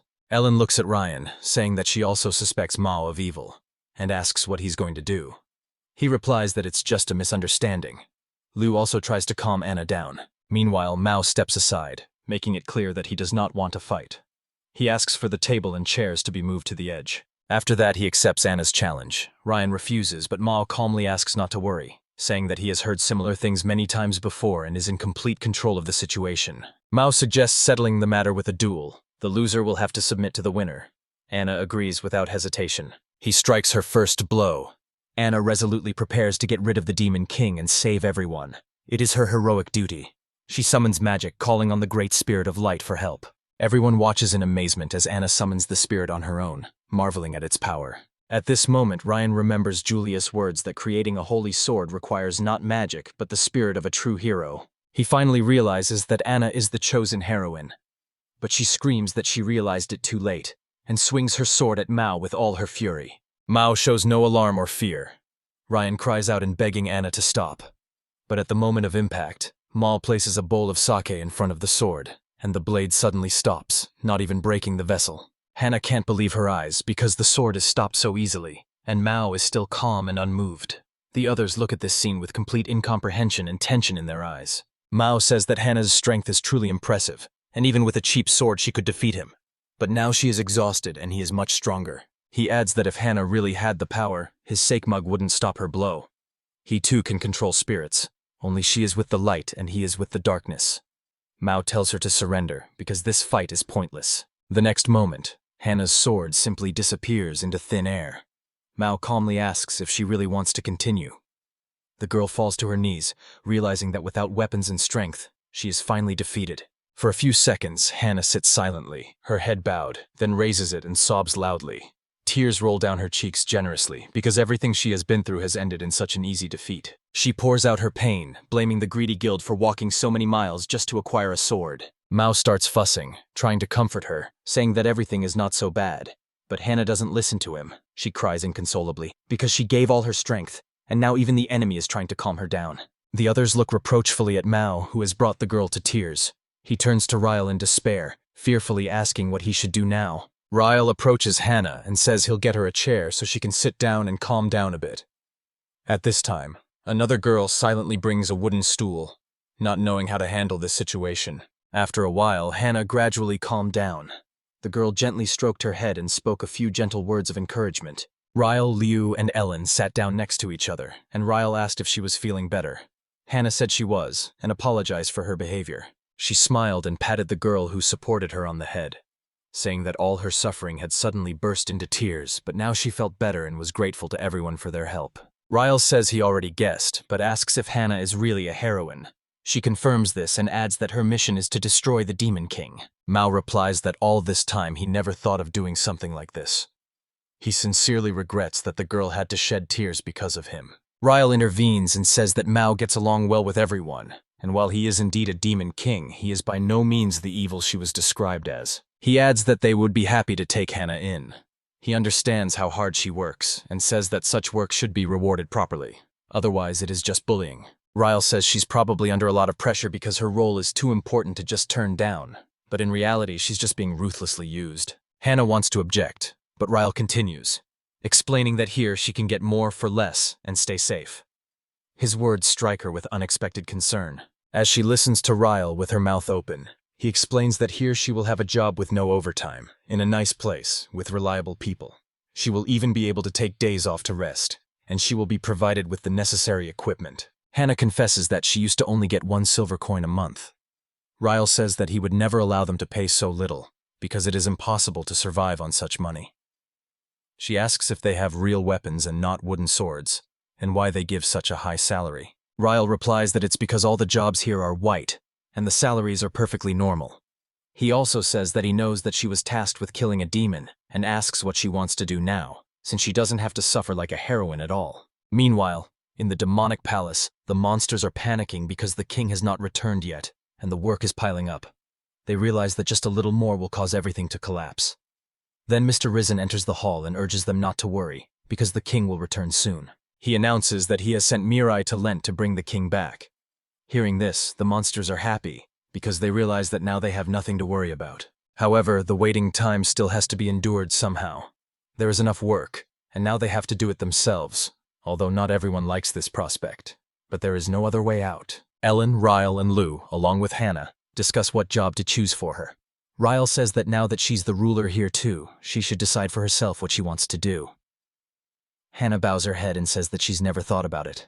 Ryle has an idea. He explains that creating the sacred sword requires strength of spirit, and offers to help Hannah if she doesn't mind. The very word holy sword instantly sparks Hannah's interest. She asks with excitement if Lord Ryle really intends to create one. He replies that he already has a suitable sword, and all that remains is to put spirit into it. For this, he needs a brave man. He adds that this idea belongs to the sage Julius. Hannah jumps up abruptly, stating that she cannot participate in the experiment without knowing the consequences. She does not understand what will happen to her power after this. Ellen believes that Julius thought it all out but didn't have time to share the plan. Ryle agrees with her, and then Hannah says she will help create the sacred sword, but on one condition. She wants to meet with Julius first so he can explain everything. When they enter Julius's house, they find him wrapped in a thick blanket, curled up in bed. He greets Hannah warmly, and she looks at him in surprise, and the sage immediately asks what happened. The girl raises a finger, pointing directly at him, and sharply asks if he is really the same great sage. Julius calmly nods, confirming her words, and adds that he has seen her before. Hannah recalls his past appearance and notes that his aura has changed dramatically since living in the royal capital, as if he is a completely different person. Julius replies that she was brave back then, and he was wise, so their powers naturally intertwined. The girl angrily complains that he didn't tell her anything and hid the truth from her. Julius excuses himself by saying that he was tired, explaining that in the capital he had to work non-stop without rest. Hannah says with resentment that he should have at least warned her, because his sudden departure from the guild hit her hard. Julius just smiles warmly and sincerely apologizes to her. He adds that he was worried about her when he left, because he knew that the girl was driven by a spirit of heroism, but she worked for meager money. Hannah blushes and makes excuses, saying that she could not have known that the minister was using her so cynically. Extremely embarrassed, she abruptly changes the subject, saying that she came here not to be reprimanded, but to get his advice. Julius gently replies that he is ready to help in any matter. Ryle tries to calm Hannah down a bit, reminding her that they are still dealing with a great sage, so she has no reason to worry. He explains that they have come to create the sacred sword, and Julius asks if Hannah is willing to give up her powers. The girl immediately agrees, wanting to make her own contribution. Julius asks to borrow the sword from her belt because the spirit needs a real vessel, but Hannah flatly refuses to give up the blade. Julius realizes that she received the sword from Mao. The girl remembers how he solemnly wrapped it in cloth and handed it to her, and desperately hopes that this is the sword they will not need. Then Ryle says he will get another blade from Ragdo. After a while, he brings a new sword and places it on the table. Julius wonders if a spirit can enter this sword. Hannah is unsure but decides to try. Ryle infuses the blade with magic and hands it to the sage. He notes that the sword should become a true container, but its radiance is too weak, and the spiritual power in this place is lacking. However, he sees no problem in transferring the spirit. Julius adds that they will likely need additional materials from local blacksmiths. He admits that his approach was incomplete and plans to think things over carefully again. Ryle sighs in disappointment, having hoped to create the holy sword quickly. But Ellen objects. If everything were that easy, everyone would already be carrying a holy blade. Luke also supports her words. Hannah asks what she should do next. Ryle replies that while Julius is looking for a solution, she will find another job. The girl agrees and shyly turns away, saying that she would like to work with Mao at the bar. Realizing how ambiguous her words sounded, Hannah begins to make excuses that she didn't mean it at all. Ryle just smiles and adds that if something really works out between her and Mao, he will be happy. These words confuse Hannah even more. Then Ryle suggests that they just go to Mao, and the girl hesitantly agrees. They say goodbye to Julius, who waves them off with a friendly wave. The friends head towards the bar. Along the way, Ryle thoughtfully admits that creating the sacred sword seemed like too simple a task to him. But now he understands how much more complicated it is. Lou is surprised and asks if he didn't realize this from the beginning, because then it would have been pointless to think about it. Ryle replies that all his thoughts revolved around how to bring the brave girl. He remembers Julius saying that he was worried about Hannah too, and notes that the sage is really thinking seriously about her. This amuses Ellen and Lou, but Hannah only impatiently urges them on. They finally reach the bar. Hannah is nervous, stops in front of the door, and admits that she is scared. Ryle encourages her, and she carefully opens the door, calling out softly for Mao. They are met by an unfamiliar, beautiful girl with demonic wings and a friendly smile. She is genuinely happy that so many guests have come to their bar. The others look at her in surprise.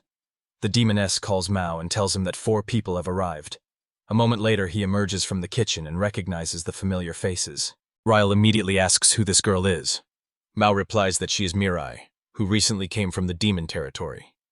The girl smiles sweetly and introduces herself. She says she works at the bar now and is the best employee. Ryle whispers suspiciously to Mao, "Did Mirai come here just to take him back to the demon possession?" Mirai cheerfully notes that Ryle is very insightful. However, Mao is not too concerned, because Mirai is doing a great job, and he really needs help. The demoness only asks if other demons will appear here, because her long absence might arouse suspicion. She hugs Mao tightly hugs his hand, and tenderly says that she will always help her master and obey him in everything. Mao asks to be called simply Mao. Hannah, watching this scene, is embarrassed, blushes, and cannot utter a word. Mao offers Mirai a job as a housekeeper, greeting and directing guests, but Ryle immediately realizes that she needs training. He was about to tell Mao that Hannah had also come here to settle down, but she interrupted him. Hannah boldly declares that she has also come to work and demands a competition. Ryle is clearly against such an idea, considering any duel dangerous. It seems to him that Mao will decide who to keep even without a competition. However, Mao, a gambler by nature, finds it interesting and suggests a customer service competition. Hannah immediately agrees, and Mirai laughs, finding it very funny. Ryle wants to stop the idea, but Ellen, also a gambler, calms him down, saying that it's just a game that won't hurt anyone.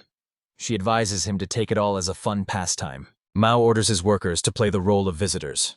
They agree without objection, only interested in the work. Mao reassures them that it will not last long, and advises them to start with Mirai. She enthusiastically accepts the challenge and promises to give it her all.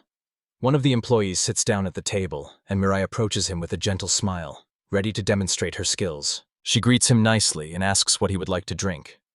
He, enchanted by her beauty and smile, tenderly takes her hands and orders a strong liqueur, dreaming of drinking it with her.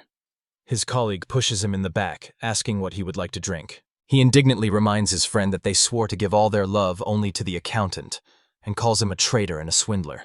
The atmosphere at the table becomes even more comical. The priest makes Lou look at him with contempt, and he looks away in embarrassment, although he had no intention of doing so. The situation becomes a strange spectacle. Then he pushes his colleague aside and takes his place, demanding that the hostess see his true, ugly self. His voice is a challenge filled with strange desperation. Mirai looks at him with innocent eyes and asks if he hates her, but he immediately changes, smiles, and says that he loves her and no one but her. Her spell works flawlessly. Mao intervenes, saying that they are both simply under Mirai's illusions. He explains that she is a succubus, and her spells involuntarily awaken secret desires, especially in those who have led good lives. And that's not all. Mirai not only charms, but also reveals people's hidden emotions. Ryle admits with horror that it is quite dangerous. Mao tells Mirai to go away, and that now Hannah will take the place of the client. Hannah doesn't mind the competition, but she's worried about the condition of her clients, who are already looking bad. Mao then offers to replace them with himself and asks if she agrees. Embarrassed, Hannah says that it's wrong to treat customers like that, but she still doesn't refuse the offer. Her eyes shine with determination and fear at the same time. She picks up the tray with a glass of water, trying to hand it to Mao, but she walks unsteadily, as if on a precipice. Ryle and Ellen notice that she is struggling, but they understand that she has consciously accepted the challenge. Lou adds sympathetically that everyone is nervous the first time. Hannah doesn't understand why she's shaking, because she was sure she was stronger than Mirai. She doesn't want to be helped again, but as soon as Mao looks in her direction, she can't look away. Her shame becomes unbearable. Mao, meanwhile, is thinking about what role to give her. Hannah turns away and tries to calm herself down by swallowing water. Ryle mumbles to her to stop this senseless game. At that moment, Ellen gives him an unexpected idea. Mirai uses magic, and Hannah instantly loses her temper, sitting down next to Mao. The Demon King was completely unprepared for this turn of events. With hot cheeks, Hannah asks if he loves her. He looks at her silently, then replies that yes, he does. Everyone around freezes. Her happiness knows no bounds. She even asks again and joyfully admits that she is infinitely happy. But Mao adds that she also loves everyone present. Rael, Ellen, Lou. Hannah jumps up indignantly and says that this is not the same at all. She explains that there is a different, special kind of love. But Mao does not understand why she is acting so strangely. Hannah falls into his arms, berating him for not understanding anything and calling him a fool. Her voice trembles with tears. Then Mao realizes what really happened. He turns to Mirai, realizing that she is involved. She defiantly replies that she only helped a little. She tries to calm down the overly tense Hannah, but her words only irritate Mao. At that moment, Hannah suddenly hugs him from behind. She asks through tears why he is pushing her away. Does she really have no place here? Mao asks her to calm down, explains that it is just Mirai's joke, and he will fix everything right away. But Hannah replies that Mirai is more important to him than her. Mao tries his best to calm her down. Then Ryle sharply turns to Mirai, saying that Mao is also in trouble and asks her to stop. But she frivolously denies it, saying that there is no trouble. She only intensified her love feelings. Suddenly, Ryle himself becomes a victim.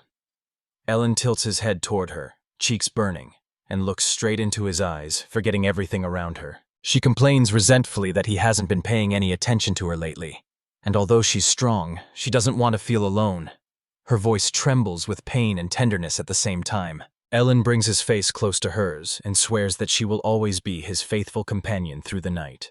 Her words sound passionate and desperate. Ryle instantly realizes that this is Mirai's prank again, so he abruptly pushes Ellen away and apologizes. He tells Mirai to stop immediately, but she doesn't even think of listening. Meanwhile, Rila unexpectedly hugs Lou from behind. She embarrassedly admits that since meeting him, she has dreamed of supporting and helping him, and now she simply cannot contain her feelings. Ryle desperately tries to free himself from Ellen and Lou, who are clinging tightly to him, while Mirai, laughing, remarks that it all looks surprisingly fun and almost like entertainment. At that moment, Nark enters the bar with several people, bringing the ordered goods. Seeing the mess, she asks in surprise what is going on here. Mirai notices the new customers. The girl decides to extend her witchcraft and impose it on everyone present. With a cheerful twinkle in her eyes, she commands everyone to let go of their pent-up feelings and give free rein to their true desires. Nark immediately attacks Ryle, demanding compliments from him. The other guests shower Ellen with confessions, calling her the best, but she coldly turns away, admitting that she only likes Ryle. The angry visitors attack Ryle, accusing him of taking Helen away. Meanwhile, Narch continues to demand that the Lord pet her. The attackers are so numerous that he is completely powerless. Ryle shouts, ordering Mirai to stop this outrage immediately. The girl, moved by what she saw, only smiles and has no intention of changing the situation. She replies that everyone loves him, so why shouldn't he just give them a piece of that love so that everyone can be happy? Ryle shouts in despair that whoever catches Mirai will get anything they want from him. People turn their angry gazes on Mirai. She runs away, smiling playfully, circling the hall and laughing as if for fun, while the crowd rushes after her in a frenzy. But suddenly she crashes into something solid. In front of her stands an angry Mao, his gaze icy, and there is a threat in his voice. Mirai pales, realizing that this time she has gone too far. Some time passed, and finally the chaos subsided. Mirai sincerely apologized for her behavior, and Ryle sighed with relief, glad that this horror was over and everyone had returned to their senses. Mao sternly demands that Mirai never do anything like that again. Ryle is grateful to him for bringing the situation under control, and peace and order finally reign in the bar. Ryle looks at those who had previously been clinging to him under the spell. They are all now stunned and ashamed of their actions. After this incident, both Anna and Mirai stayed on to work at Mao's bar, which Mirai was very happy about. Meanwhile, in the demon realm, in the palace, Risen paces nervously. He doesn't understand why Mirai is taking so long, and he can't wait any longer. The other demons offer to send someone else to Arlen Kritz's land, but not themselves, of course. Risen flatly refuses, as he cannot allow the same mistakes to happen again. This becomes the last straw. He decides to attack. When asked if anything has changed, Risen replies that this time he has a huge army of demons behind him, and now they will be able to bring back their king. A multitude of demons of various species, armed to the teeth, are marching under the leadership of Risen towards the territories of Arlen Furs, determined to return power to their ruler. An iron army of demons in heavy armor marches relentlessly towards the lands of Arlen Garrets, their goal being to free their lord from the yoke of another. As everyone leaves, a child with pointy ears peeks out from around the corner. He's not sure if this is all going right, and he wonders if he should have started this in the first place. The boy wanders the streets, realizing that only weak demons, unable to fight, and newcomers like himself are left in the kingdom. Among the piles of garbage, he notes that the weather here is predictably terrible, and the demons are trying to forcefully return the king. He picks up the scattered notes and books, wondering how he can work in such a mess. He carefully arranges the papers in neat piles, restoring order. In the notes, he finds a message signed by the Demon King himself. It says that he has wanted to leave for a long time and hopes for understanding from his subordinates. He admits that he needs time to think and rest from everything. Meanwhile, in a large, wild, forested area, Mao is walking alone. Suddenly he hears a rustling in the bushes.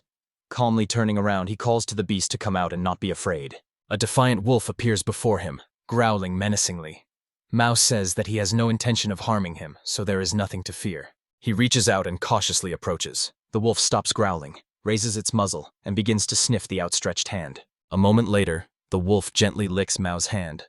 Mao smiles, saying that there are plenty of wolves in the demon realms, and he wonders how they live there. Mao strokes the beast like a big puppy, and thinks that since Mirai was sent to him from the demon kingdom, then all this has been going on for a long time, too long. Meanwhile, Ryle arrives at the bar, noticing that Mao hasn't shown up that day. He speculates that perhaps today is a special day for him. Anna, clearing the tables, explains that Mao was going to go for a walk in the great wild forest.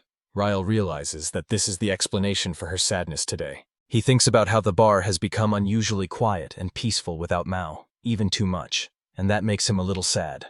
He also realizes that the wild forest is far from the best place for a walk. Mirai approaches Anna and notices that she looks lonely without Mao. She suggests creating an illusion where Anna can see him to cheer her up. Hannah felt awkward and blushed, saying that she was not a wife waiting for her husband back from war, assuring Mirai that she was fine.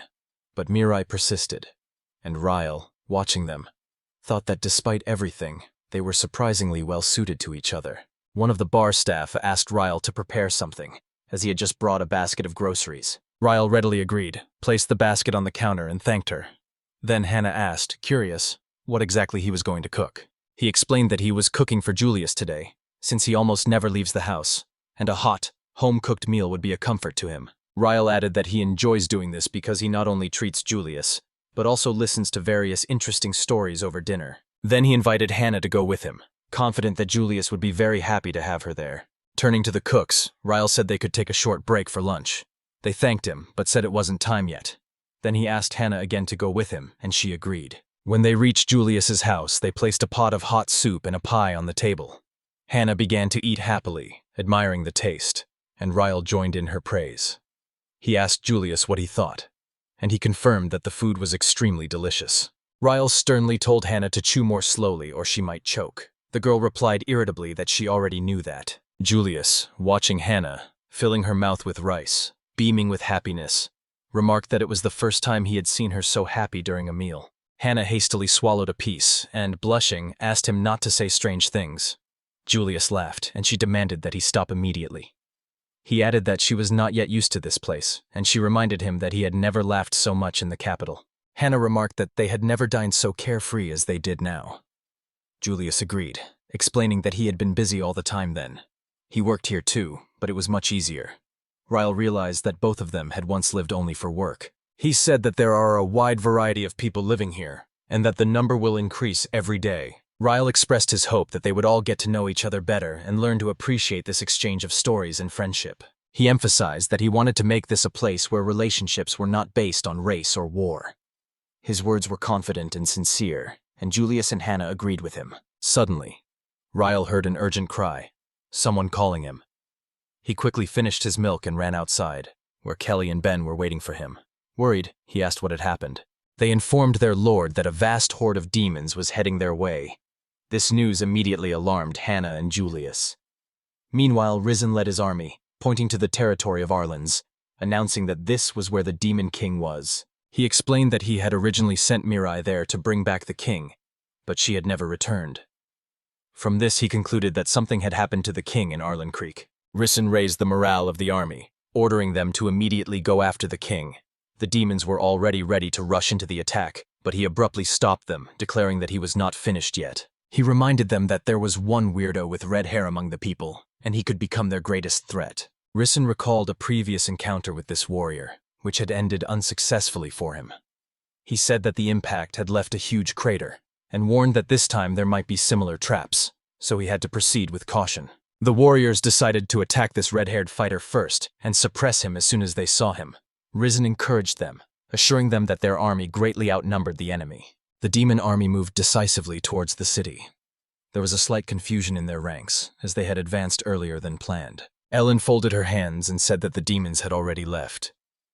The boy next to her confirmed her words. Ryle and Hannah ran up to them, filled with anxiety. They asked Helen if this was really an attack by demons. The girl seriously confirmed it and added that they were very close. Ryle asked if this was a real invasion of Arlenfurt territory. After that, the boy remarked that maybe the demons had actually come to bring Mal back.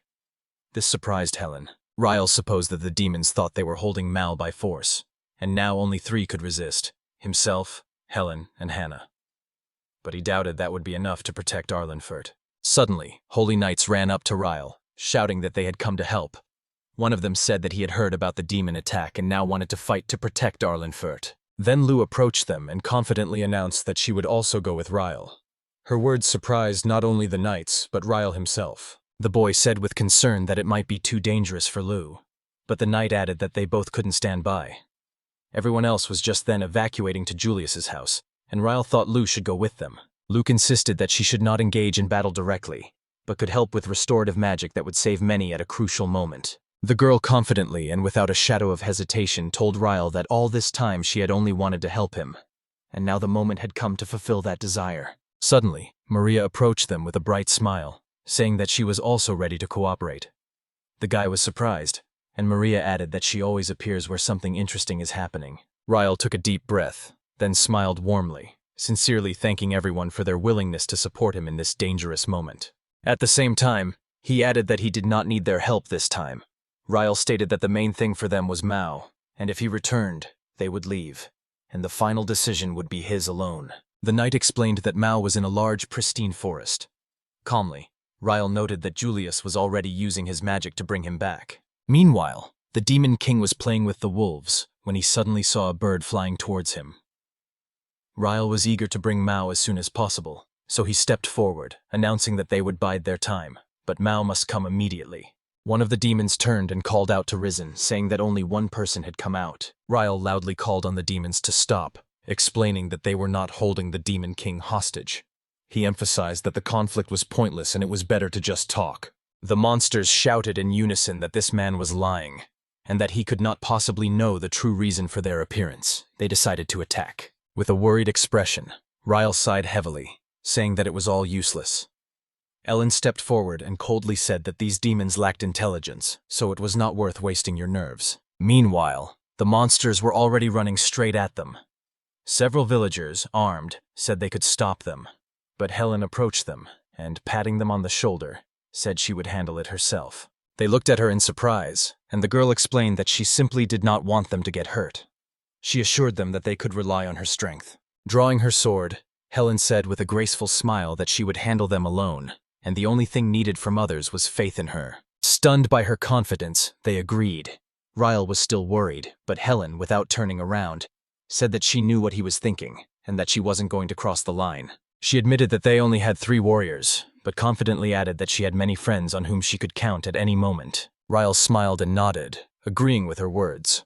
The demons, noticing Helen, shouted that the redhead had appeared and that they must act. She drew her sword and ordered them not to move. The demons, ignoring the warning, rushed forward, determined to crush her with numbers. One of them shouted to the Demon King to show him their devotion. At this moment, the allies, whom Helen had asked to wait, entered the battle.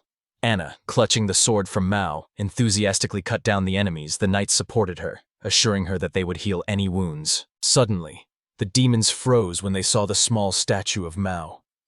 They implored him to come with them, believing that they had finally got their king back. But in reality, they were worshipping an ordinary pile of dung. The chief demon was completely confused, thinking that the red-haired one was the only threat of all.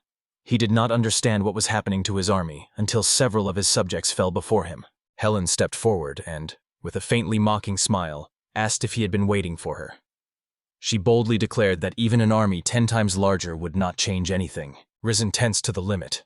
The other demons rushed towards him, shouting in fear that he had not warned them of such a terrible force. They did not know what to do next until someone spoke to him in a menacing voice. Mao appeared behind, walking confidently and calmly.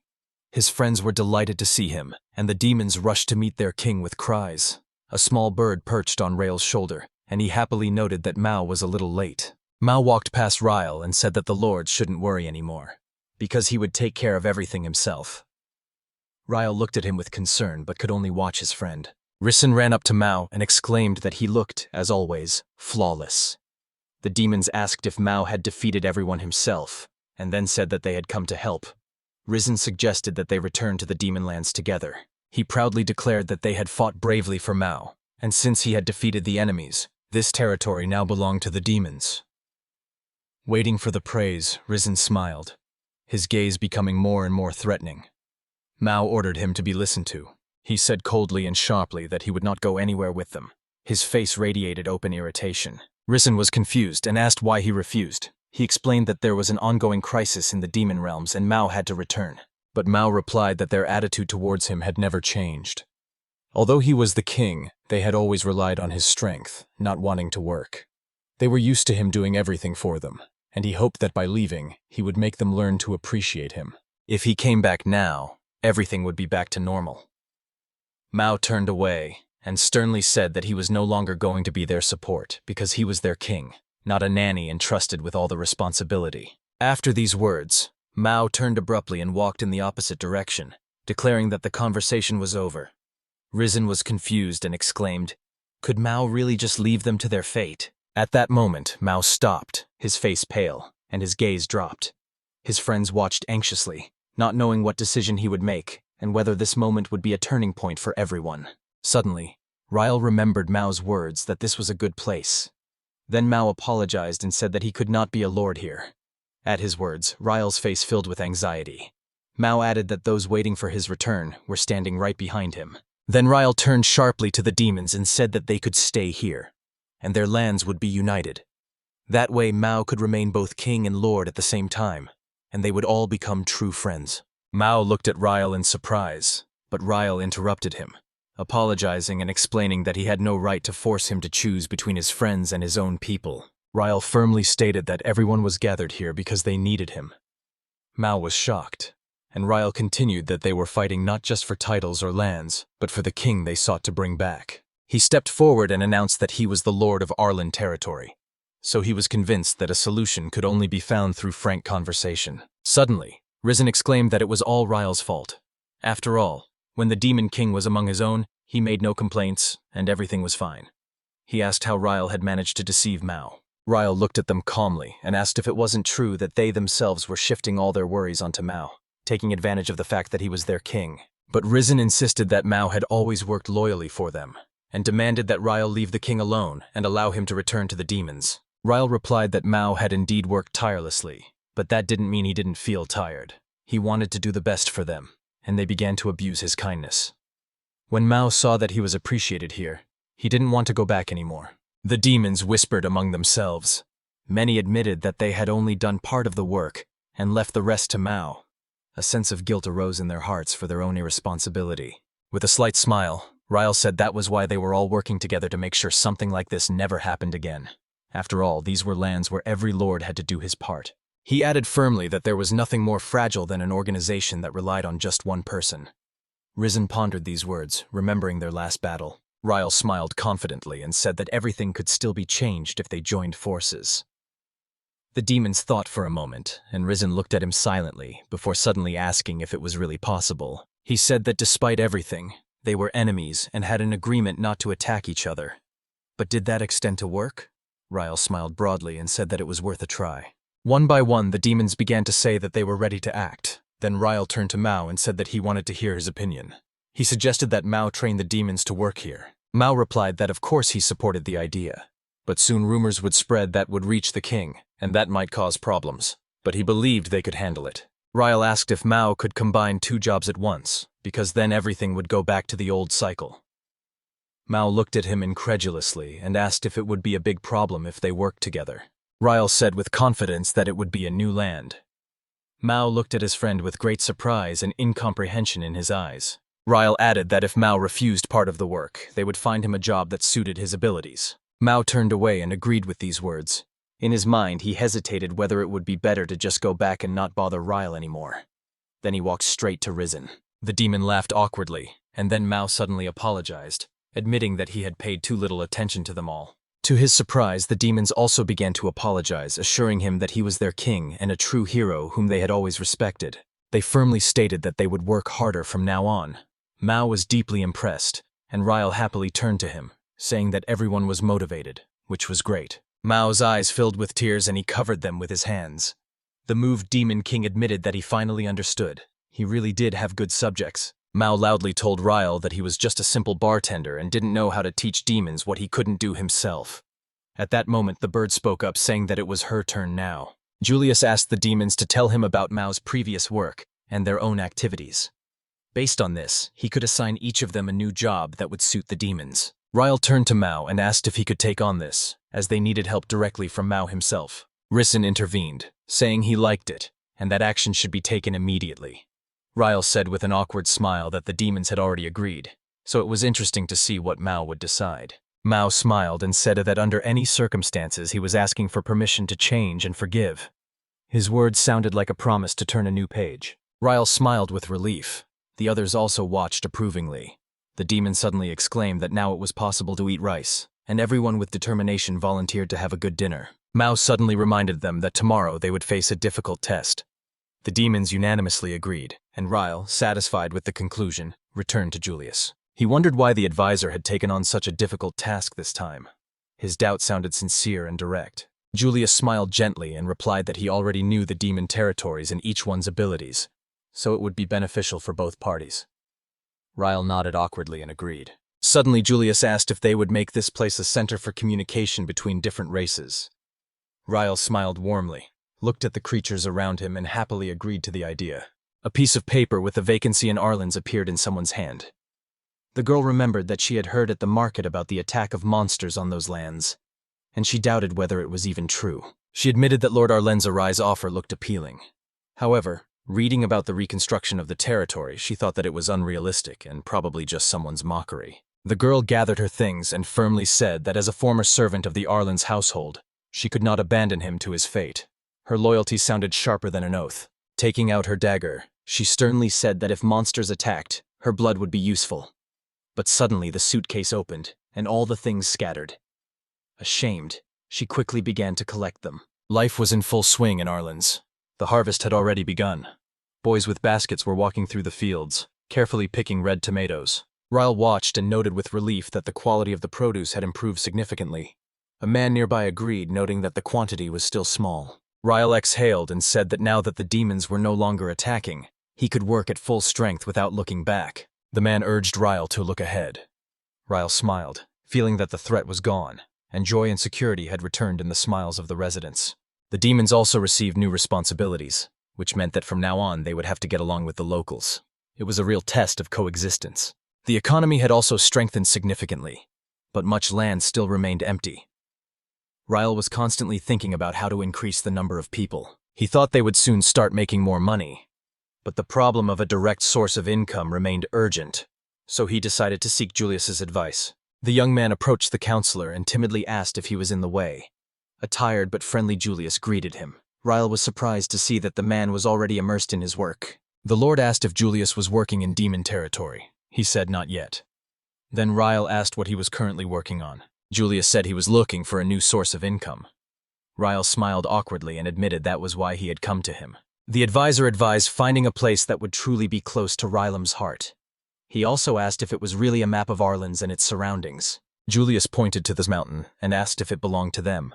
He assumed that after the city expanded to Salaferi, this mountain had become part of their possessions. Julius explained that the mountains had long been famous for the mining of Mithril, and there was a high probability that it could be found here as well.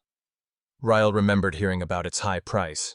Julius added that entire aristocratic lands had been sustained for decades by the production of Mithril alone. That was what made their beauty and power so special. He explained that the main feature of Mithril was that spirits could be awakened easily in it. Ryle listened attentively, fascinated by the new knowledge. Suddenly he exclaimed what this meant. Mithril was the best material for a holy sword. Julius smiled and confirmed his guess. Ryle happily told his friend that he understood everything, and now they should go to the mountains as soon as possible to get the Mithril. But Julius reminded him that they needed to find out who owned the mountain. He warned that if she happened to be in the possessions of the southern aristocrats, war could break out. Hearing this, Ryle froze instantly, realizing the risk. Julius said that first Ryle would have to find the documents that would prove ownership of the mountain. The Lord sighed heavily and agreed to take on the task. At this time, the maid looked around the city suspiciously and wondered why it remained unharmed after the monster attack. It seemed to her that something was being hidden here. She was overcome with nostalgia for the Arlenworths. Even the walls of this place seemed beautiful. But realizing that it looked strange, she hurried to hide her thoughts when she heard someone's footsteps. It was Ryle who was looking for documents, and when she saw him, the girl froze with joy and surprise. With a scream, she rushed towards him, her eyes full of tears, frightening Ryle with her sudden outburst of emotion. Right in front of him, she tripped and fell, and Ryle ran over anxiously and bent down, genuinely concerned for her condition. Looking at the girl's face, he was surprised to recognize her as Maran, and had not expected to meet her here. Later, the maid came to her senses in one of Linza's houses, stood up and apologized, saying that she shouldn't have done that. Lou noticed with a smile that Marin had woken up, handed her a glass of water and said that if anything happened she would help, while she herself briefly stepped away. Marin was surprised when she heard from Ryle that he remembered her. He entered the room with a smile and reminded her that they really hadn't seen each other for a very long time. The emotional Maram threw herself into his arms again, and the guy asked her to calm down so she wouldn't fall again. Meanwhile, humans began to cooperate with the demon territory that had recently been the main threat to Arlenwitz, and this became a new stage of development. When Ryle set out to set up work in the demon lands, Julius traveled to the royal capital to obtain documents from the king confirming the right to mining. Ryle had found Mithril, the material for the sacred sword, and now looked confidently to the future. In Linz, people decided to move forward and checked if everyone was ready for it. One of the knights proudly stepped forward and asked Ryle his opinion, and he replied with a sincere smile that the armor suited him very well. Ragdo happily said that even a blacksmith would be inspired to create such armor, so they should get even more Mithril, to which Ryle only agreed with a smile. One of the boys asked if they were really going to ride in this carriage, and Ryle turned to the girl in surprise. He said that they would quickly get tired walking, but he admitted that the wagon was cramped due to the load and the journey would not be easy. But at least some delicious food would lift their spirits. The boys were delighted to see that the new armor, the carriage ride, and the delicious food were all from Ryle, as always, and they couldn't have expected better conditions. Ryle smiled, thinking that as a lord he could only give that, but was still happy that his people were satisfied, when he suddenly heard someone call his name. It was Lou who came running to him, and he stared at her in surprise. The girl asked to take her with him to the mine. She passionately explained that although she was weaker than them, she knew a lot about mining and could heal any wound with magic, so she really wanted to go. Ryle replied with a smile that if she really wanted to, she could go with them, and Lou was stunned by such an easy agreement. He added that he wouldn't stop her anymore because he already understood how strong her feelings were. Lou blushed and smiled shyly, saying that it was good, but he shouldn't speak so frankly, which somewhat confused Ryle. After that, the boy turned to the others and ordered everyone to get into the carriage. The people who saw them off waved their hands and wished them luck. But at the same time, horrors were happening south of Linz. Countless people lay on the cold ground, dying of hunger and exhaustion.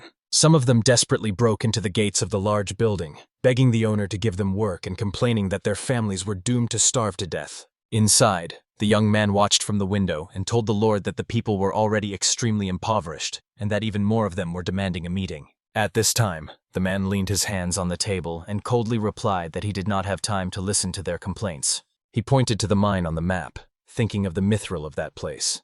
With a sinister smile, the man said that he would become even richer, like in the old days when everything belonged to him. The young man asked if this mountain belonged to the Arlenians. The Lord confirmed it, but added that at first it was their territory. And now, during the war and the attacks of monsters, the Arlenians have no interest in mountains at all. The young man objected, saying that all documents and records were kept in the royal capital, so anyone could verify that these lands officially belonged to the Arlenfritzes. The man slyly remarked that it was easier to bribe a minister in the capital, who would rewrite any papers without hesitation. He dismissed his interlocutor's words with disdain. Turning sharply, he walked towards the exit, announcing that he was personally heading for the capital.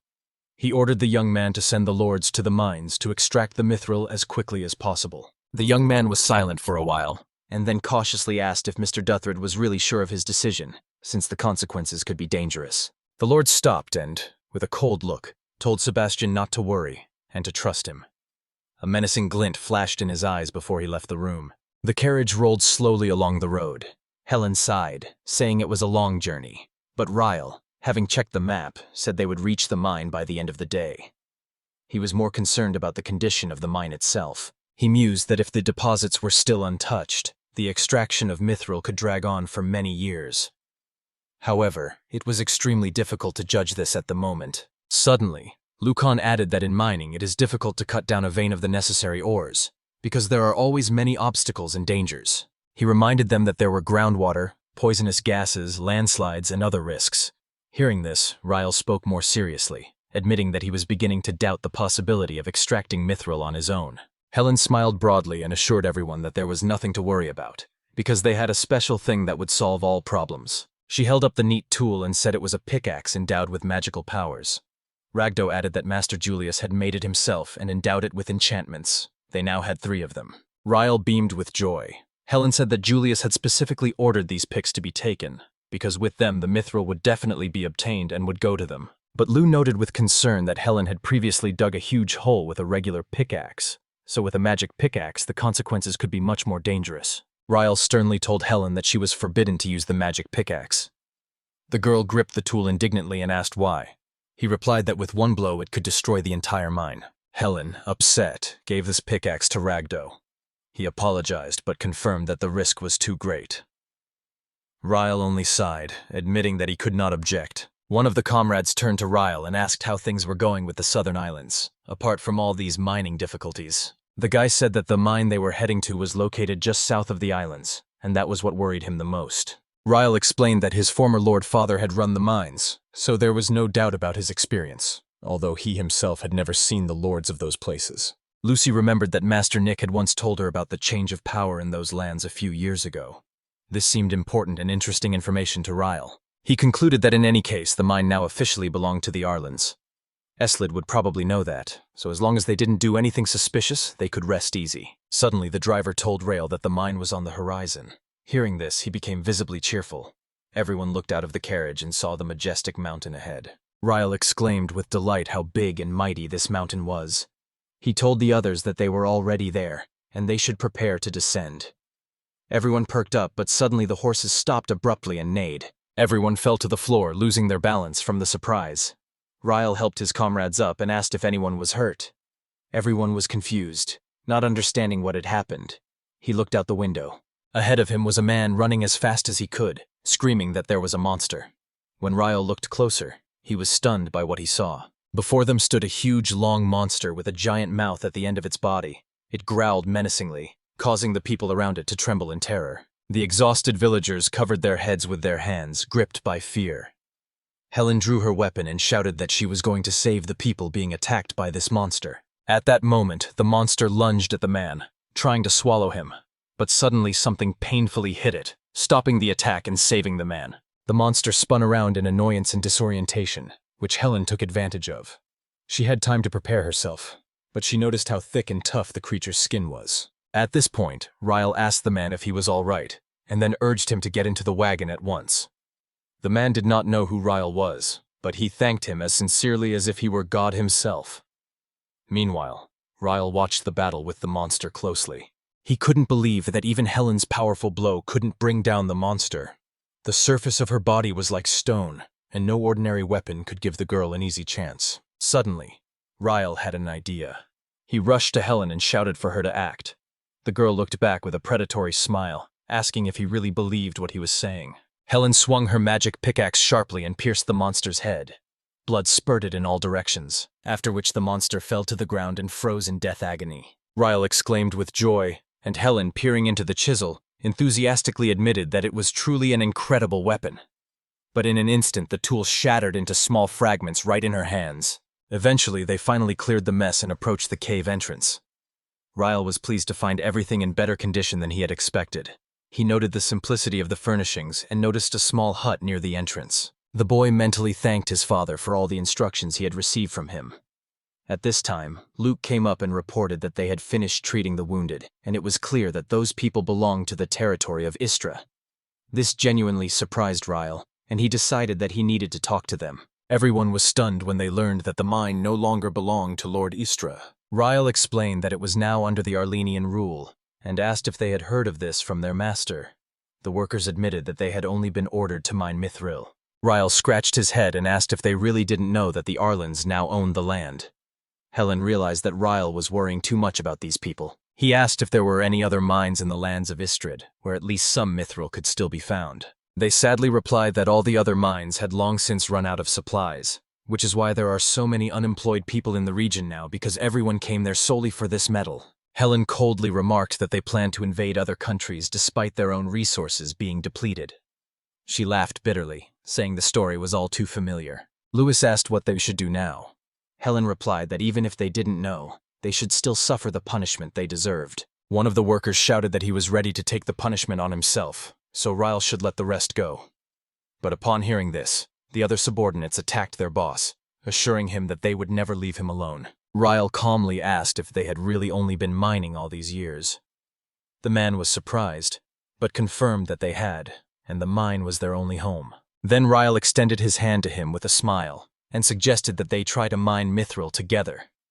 Hearing this, Helen could not believe her ears. She asked Ryle to come to his senses and asked if he was serious. The young man replied that he was, because those workers were officially qualified craftsmen. He added that it was safer with them than with amateurs. Helen was so shocked by his words that she didn't know how to react. Ryle turned to the workers and offered to share his experience and knowledge of Mithril mining with him. In return, he promised them half of all the metal he mined. The workers were stunned by these words and could not understand what he was thinking. They pointed out that they had no right to make such important decisions without the consent of their master. Ryle only smiled warmly and replied that they need not worry, for he was their lord. He even laughed, and the man turned white as he asked if he was really Lord Arlenwitz. They sighed and admitted that they were people of Istred. At that moment, someone's stomach rumbled loudly. Ryle smiled and offered to finally eat well. The Arlenians immediately prepared themselves. At the foot of the mountain, they set up a meal. Ryle was surprised that the oystermen did not dare to take the food and ordered them to eat immediately. They looked at their leader in embarrassment. Surprisingly, he was the first to try a spoonful of the dish, and in a moment the rest followed suit. Everyone was amazed by the taste and quality of this wonderful soup. They exclaimed loudly about how delicious this was, and how long it had been since they had tasted dishes with such an aroma and rich flavor. People confessed that they dreamed of feeding their children and families with such soup. One of them set the bowl on the ground, bowed his head, and said sadly that this would only be possible if they could get more mithril. The chief looked decisively at the Lord of Arlen and assured him that he would help him in everything he could to obtain this metal. Ryle smiled contentedly, and the others watched in silence. The chief added that mining was extremely hard work, and Ryle should be prepared for it. The boy agreed with a smile and replied that they should do their best. Eventually the sun rose and a new day dawned. Everyone gathered their necessary equipment and set off for the mine. The foreman walked ahead, lighting the way with a raised lantern. The man pointed to one of the walls and said something. Ryle picked up the magic pickaxe and smiled and told the others about it. The workers from Istred were genuinely surprised to see such a unique tool. With great zeal, they began to break the rock, seeking to extract the mithril. Helen and Ryle worked side by side, keeping up with the others and maintaining a rapid pace. Together they helped carry the minerals outside. There, others were waiting for them, preparing food and getting to know the new miners. Then, the boss carefully checked the quality of all the samples he had collected. The work was in full swing. Many had been working for a long time. The guys lit a fire and started a conversation nearby. At that very moment, one of the miners did the incredible thing. With a deft movement, he opened a huge deposit of mithril. He shouted at the top of his voice that the find had been made. Ryle, hearing this, could not contain his joy. There was just a rather large handful of the shining mineral lying in front of them. Ryle concluded that mithril was now literally under their feet. Luke smiled in admiration and said how incredibly beautiful this rare metal was. Ryle sincerely thanked the workers from Astred, because they were the ones who helped him achieve this result. But the boss smiled in return and said that, on the contrary, they were grateful to Ryle for saving lives and for the new job.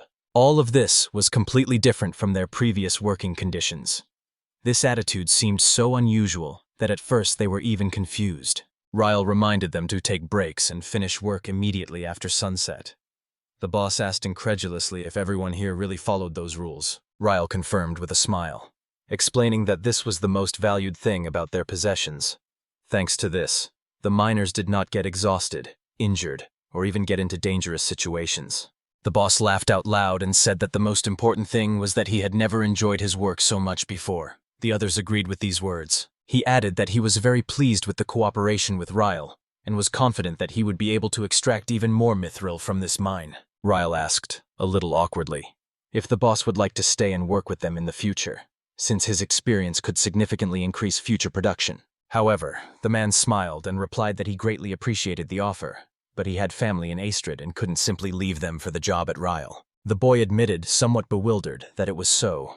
Nevertheless, he kindly offered the workers half of all the mined mithril for themselves. They happily thanked him and said that now they would finally be able to feed their children. Helen said it was great that he had managed to get the mithril, but she wondered what he would do next.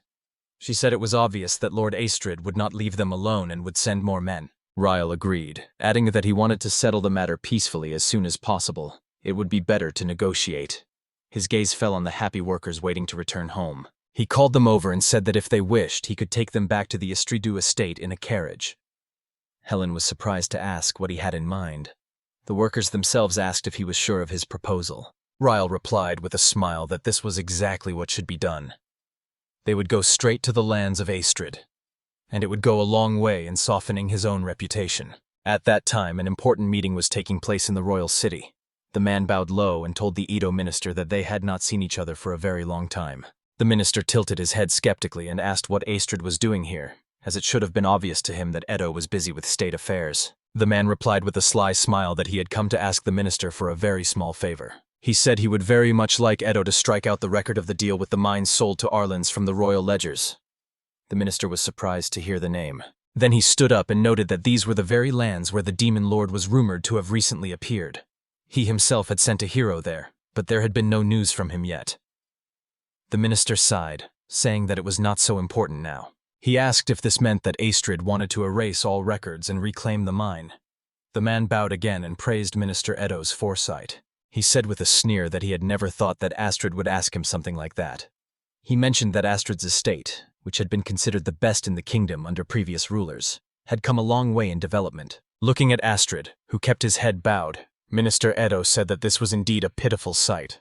Then the man stood up and apologized, mentioning an important detail of the request. He gave the minister something valuable.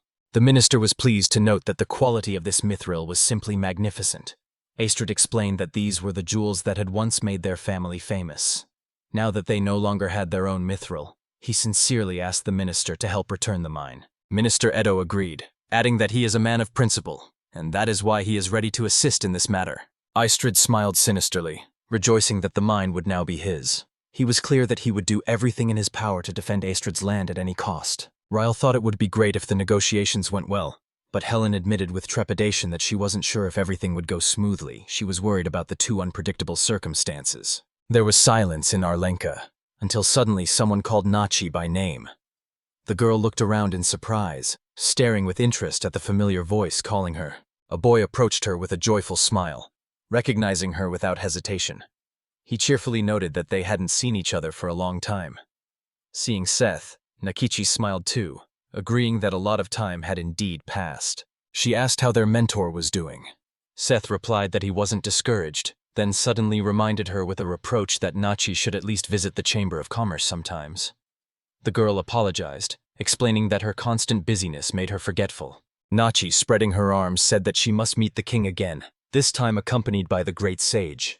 Hearing this, Seth was astonished, and the girl exclaimed with pride that it was indeed a great honor. With a proud gleam in her eyes, Nachi declared that the great sage always relied on her, that her superiors valued her so much that it could not be otherwise. She added defiantly that calling her a traitor was unfair. Seth asked where the great sage was now. At that moment, Nakichi suddenly came to her senses and shuddered in fear, not noticing Julius, who had appeared next to her. The young man walked through the streets, thinking that he had not been to the capital for a long time. It was too crowded and tiring here. so he wanted to meet the king as soon as possible and leave this bustling place. Suddenly he heard someone address Astred, asking if he was leaving yet.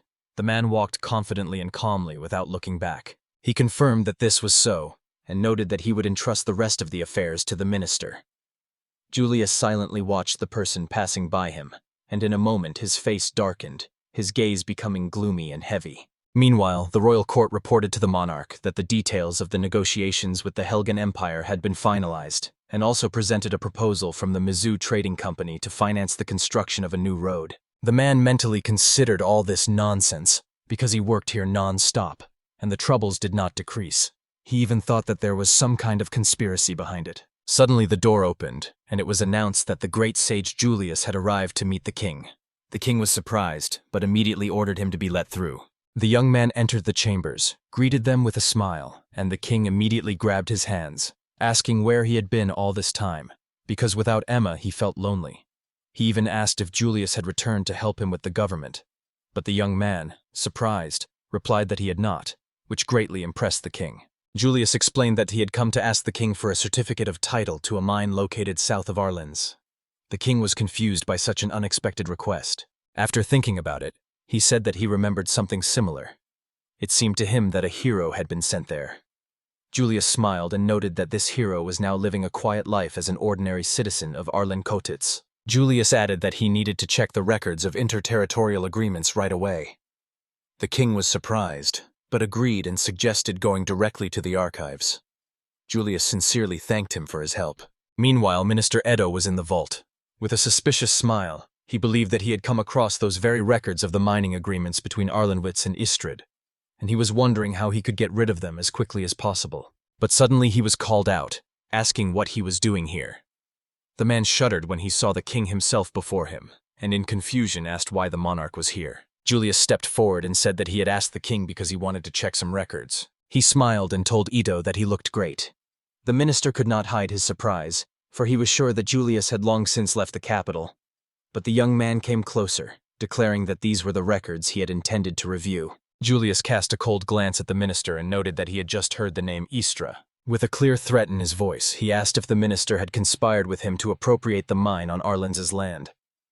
Edo's face turned pale. He was confused, thinking that Julius had learned of their plans. The king turned sharply to the minister and asked him menacingly if he was hiding something. The minister, barely holding back his trembling, hastened to assure him that everything was fine, trying to look calm and convincing himself that he had not yet done anything criminal. Suppressing his excitement, he forced a smile and said that he was just organizing his records, and assured that he had done nothing wrong. Julius sternly stated that when it came to deals with that mine, he would not even allow attempts to encroach on this territory. He declared that he would not let the minister go if he even thought of acting against him. There was no doubt in his voice, and a dangerous determination shone in his eyes. Julius added that he intended to expose Edo in all his insidious plans and would use all his power and influence to do so. The minister could not stand it and fell to his knees, begging for forgiveness, swearing that all this was only a momentary seductive infatuation and that Astred herself had imposed this idea on him. Julius smiled with feigned gentleness and said that he liked Edo's frankness. Then he quietly but persistently asked him to tell him more about the matter. The carriage in which Ryle and his companions were riding rolled leisurely along the road. One of the servants timidly asked if Ryle really intended to meet their master. Ryle smiled and reassured his companions, saying there was no reason to worry, they would just talk. Helen looked at him and said that, unfortunately, it was not his place to decide everything. The worker lowered his head nervously and quietly added that, for clarity, one thing should be understood. Their owner does not look at all like Ryle. He explained that the people had been suffering for a long time, and the ruler had done nothing and did not even want to listen to his subjects. Now he had deceived people into sending them to mines in other lands, while the previous rulers had provided them with work and decent wages. Ryle smiled and said that he had heard a lot about this ruler. He even wondered if there really were such rulers who did not care at all about their people. With an indifferent expression on her face, Luz said that there were many such rulers. It was just that Ryle himself was an exception. She reminded him that she was not the ruler, and the high priest would not listen to her wishes either. Ryle, still smiling, noted that she had made a very apt remark. Helen supported the conversation, noting that the same thing is happening in the guild. Pay is being cut, and if someone gets injured or falls ill, no one will pay a penny in compensation. Rogdo exclaimed that he himself had had a bad time before he got Arlen's. He turned to Ryle, saying that they had all been basely betrayed by the priests. Someone suddenly asked everyone to wait and said that they too had experienced many terrible things. One by one, others also began to share their troubles. It soon escalated into a full-blown argument, with each side trying to prove that they had suffered the most. Ryle admitted to himself that he didn't know how long this conversation had been going on, but it now felt like a competition in misery. And yet there was something not entirely wrong with it. Even that kind of compassion was important. He sighed heavily and wondered if Astred was really such a bad person. Eventually they entered the town of Istred, through quiet and empty streets. The day was clear and sunny. Ryle noticed that it was strangely quiet and deserted. One of the men explained that there was no work and no money here, so people had nothing left. Just then, a little girl peeked around the corner and squealed with joy when she saw the man. She threw herself into his arms with a smile. The man laughed and, hugging her tightly, told her he was back, then asked if they were happy about it. More children followed her, rushing joyfully to the man. He lifted several of the little ones into his arms and showed them the piece of mithril he had brought. The workers met their families, and these were moments of true happiness. Some hugged their loved ones, and some finally returned to their children and wives. This touching picture was liked even by Ryle's companions. Ryle thought that even though they didn't have a job or money, they had something much more valuable: their family and loved ones. One of the men turned to Ryle and said he would take him to the Lord. Ryle smiled and agreed. Meanwhile, Sebastian sat in his office, staring thoughtfully at the chessboard. A soldier in armor entered and announced that the miners who had been sent to mine Mithril had returned. He added that Lord Arlenz himself had arrived, wishing to meet with Mr. Istred. Hearing this, Sebastian was genuinely surprised. He thought that it was definitely about the mines, although he had not expected their actions to be noticed so quickly. Sebastian figured he could simply refuse Lord Arlenz, saying that Mr. Istred was away at the moment. But in the end, he nodded to the warrior and said that he would figure it out himself, and the guards could let the Lord's delegation through. The guard escorted the arrivals further and announced that Lord Arlenz and his high-ranking men were already here. Sebastian greeted them with a friendly smile on the grounds of Istred's estate. He introduced himself, saying that he was the landlord's steward. One of the men explained that they had gone to the mines on the orders of the manager to mine Mithril. Sebastian praised their work, saying that Mr. Istred would be extremely pleased. But the man looked back at Ryle anxiously, saying that the mines belonged to Arlenz's domain. Ryle stopped him and said that he would figure it out himself. He stepped forward, smiled broadly, and introduced himself as the Lord of Arlenz, making it clear who stood before them. Sebastian, recognizing the name, politely replied that it was a great honor to meet the Lord. He was even confused by how young this Lord turned out to be. Ryle recalled that there had been an exchange between their predecessors, and that the mines now belonged to his land. This was what he wanted to talk to Mr. Istred about, to confirm the fact. Sebastian smiled, noting that he now understood the real reason for this trip. In his mind, he noted that he had expected more aggressive behavior from Ryle. Sebastian explained with feigned sympathy that Mr. Istred was currently away, so Ryle would have to return another time. Helen irritably asked what his absence meant, hinting that Sebastian was deliberately hiding the master. But he only repeated that Astred was not there, and could not say where he was or when he would return. With a persistent smile, he asked again to come later, and the young man's cheeky smile only added to the tension. Angrily, Helen pointed out that they were on their own land and asked if he really thought they would back down so easily. Ryle said uncertainly that they would do nothing now. Helen challenged him to ask if Ryle really believed the man's words. The Lord smiled and replied that they had indeed come too suddenly. Sebastian was thinking that Ryle didn't look like a true ruler at all. Meanwhile, the young man addressed him directly, stating that he had only one request. He reminded them that this time the mithril mining had been successful thanks to the miners from Astred, and that all the mithril mined was a just reward for their hard work. He politely asked Sebastian to take care of them and ensure decent payment. He was confused. Ryle was more concerned with the salaries of others than the well-being of his own lands, and this completely confused Sebastian. With feigned curiosity, he wondered if Ryle would be better off worrying about his own territory instead of meddling in the affairs of others. Squinting slyly, he hinted that otherwise their lands might be attacked by demons again, and then defeat would become inevitable. Sebastian was sure that such a provocation would certainly anger the young lord, but instead he heard that such incitement was completely pointless. Shocked by what he heard Helen proudly declare that now the demons were no longer able to frighten Arlen forts, because next to them was the Demon King, heroes, sages, saints, and the strongest adventurers. Sebastian shuddered at these words, and Ryle, extending his hand, added that next time he would invite him and Mr. Astred to visit the lands of Arlen forts. He spoke of his favorite possessions, which he considered the strongest and most glorious in the whole world. When Sebastian heard about the Demon King, the hero, and the great sage, he decided it was impossible. However, there was no lie in Ryle's eyes. He admitted that he found it hard to believe. But if it was true, how had Ryle ever managed to keep order in his lands? Helen explained that their people are not forced to obey, because everyone works voluntarily. Everyone seeks to be close to the ruler, who puts the well-being of his people above all else. She emphasized that Ryle was not at all like Lord Astred, who only thought about himself. Hearing this, Sebastian's face instantly darkened, and he asked how they could possibly know about this. Raising his voice ominously, he reminded them that they had never worked a day under his direction, and therefore had no right to judge Lord Astred. A chill ran down Ryle's spine as he felt the atmosphere change. Sebastian declared that only Mr. Astred could foresee the future, predict the depletion of the deposits, and find new ways to survive. He spoke of attempts to grow crops that could thrive in the poor soil, of tax cuts, and of plans to turn the region into a trading center. Sebastian claimed that Mr. Astred cared about the territories more than anyone else. He said that there had once been really good times, when Lord Astred had been full of hope. But Ryle asked why he didn't listen to his people at all now. Sebastian replied that it was their fault, because they refused to hear his ideas, demanding only money from the Mithril, and rejected any suggestions. There was a time for expectations.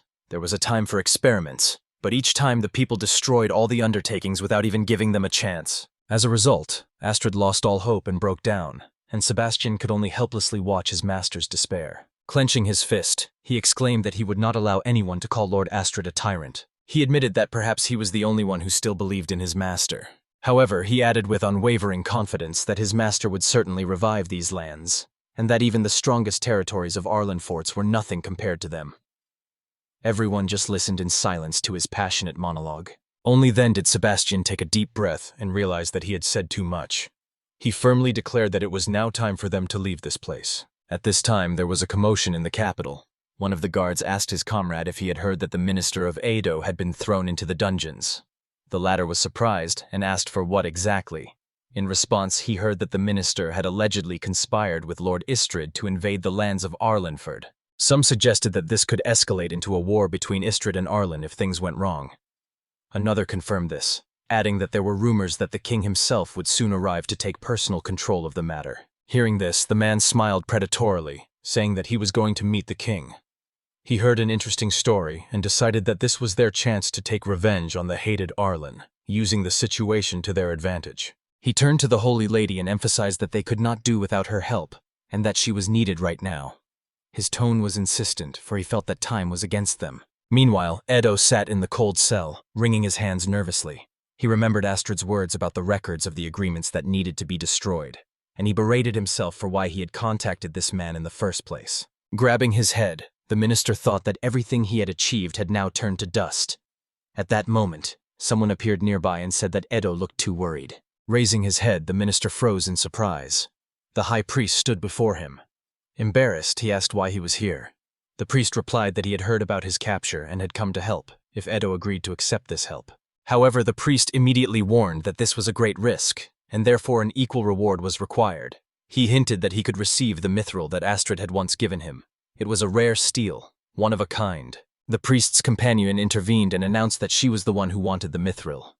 Edo asked who she was. The priest introduced her as their new holy lady, his voice filled with respect and firm confidence. Suddenly, Edo collapsed to the floor in shock. The man was even more shocked when the door to the chamber opened on its own.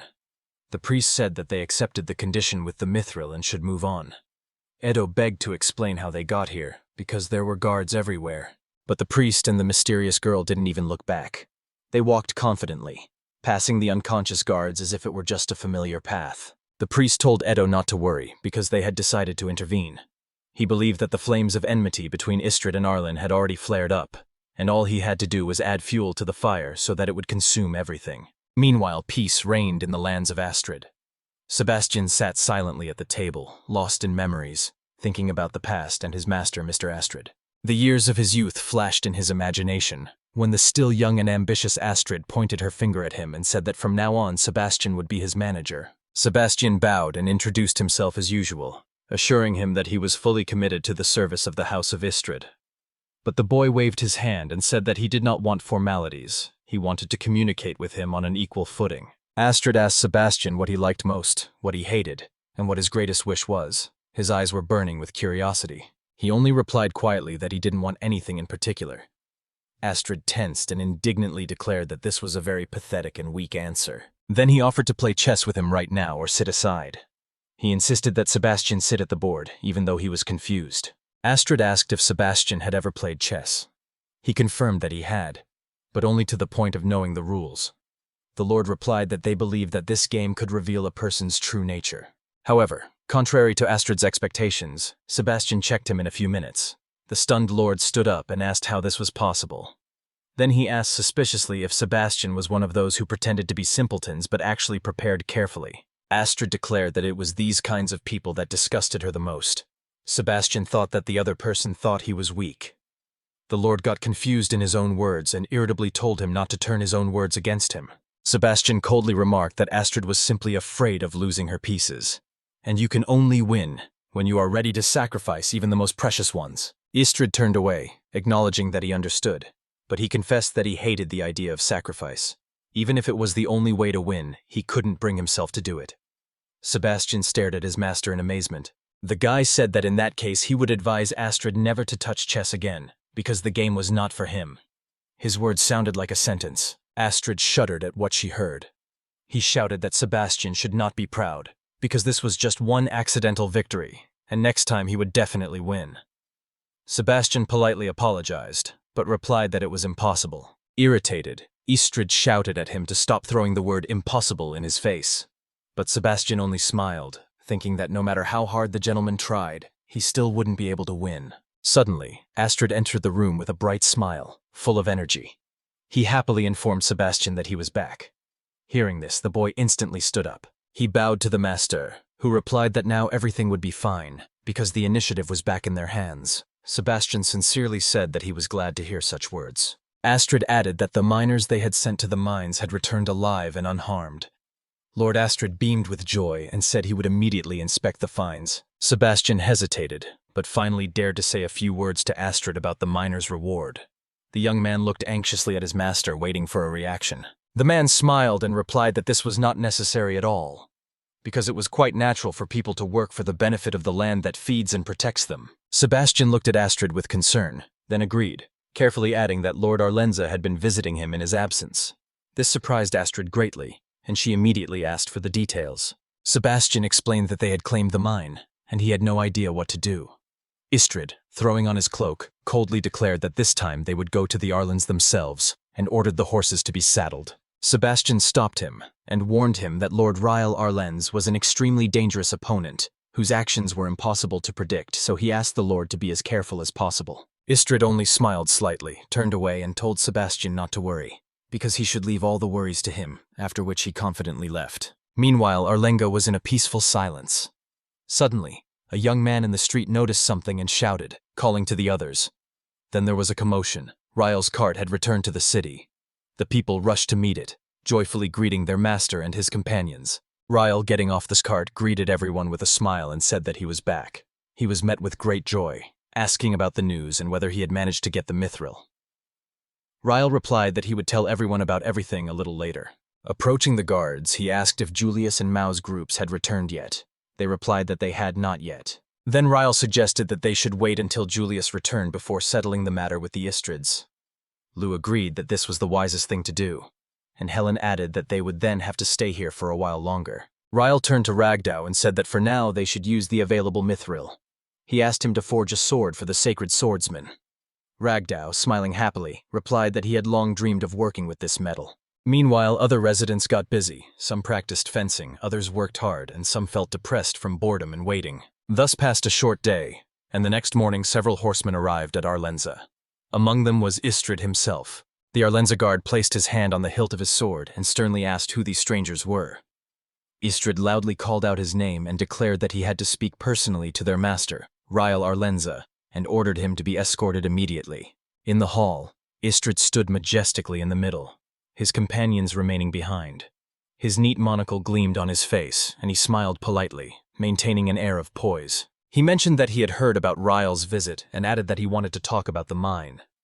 Ryle smiled in return and admitted that he had not expected to see Astred in person. But Astred abruptly cut him off and declared that the conversation would be short, because the mine now belonged to him. Ryle froze in surprise and objected, recalling the old agreement between the clans. Astred, taking out the documents, replied with a cold smile that she was sorry, but everything had already been decided. He pointedly pointed a certificate of ownership from the minister at Rail, and announced that the mine belonged to them indisputably and that it was not up for discussion. Ryle, confused, denied that this was impossible, since the mine had long belonged to the Arlens. Astred asked why he had no document to prove it. Ryle lowered his head and Astrid smiled wickedly, stating that everything was obvious because there was nothing to show them. He solemnly declared that from now on, the Arlens were forbidden to appear near the mine, and if they violated this rule, it would be perceived as an act of aggression and would be a pretext for an immediate attack. Turning around, he said that the conversation was over and ordered the extraction of Mithril to begin immediately. Ryle hesitantly reached out and stopped his neighbor from leaving, begging him to answer just one question. He asked if the mined Mithril would belong to the people, as it should be fair. Astrid turned sharply and asked why he was even asking that question. Ryle sadly said that he had never acted like that before. He recalled that Sebastian had spoken of Astrid's initiatives to create an economy independent of Mithril, and wondered why now he didn't even listen to his own people and treated them with contempt. Astrid turned around and asked if Sebastian had really said that. Ryle threw up his hands and asked why he would do all this in the first place. Astrid put her hand to her face and said coldly that all this was, of course, for the protection and prosperity of the territory. With a cruel smile, he added that he had realized a simple truth. To achieve the goal, pawns would have to be sacrificed. And since humans only see Mithril, they deserve to be nothing more than pawns who should never be trusted. Ryle asked why he had to defend the lands at such a cruel cost, when he would never be able to share the joys of a simple life with the people. He said that nothing else mattered to Astrid except the Mithril. The man roughly grabbed Ryle by the clothes and shouted that he couldn't even protect his own lands, so he didn't know what he was talking about. Helen and Lou instantly rushed to Ryle, noticing the guest's aggression, but Ryle stopped them and said that everything was okay. His gaze was filled with cold cruelty. He admitted that Istred was right, for he had failed to save Arlen Kelitz from destruction. This proved that the Lord was incapable of protecting the lands alone. He said he needed any help he could get.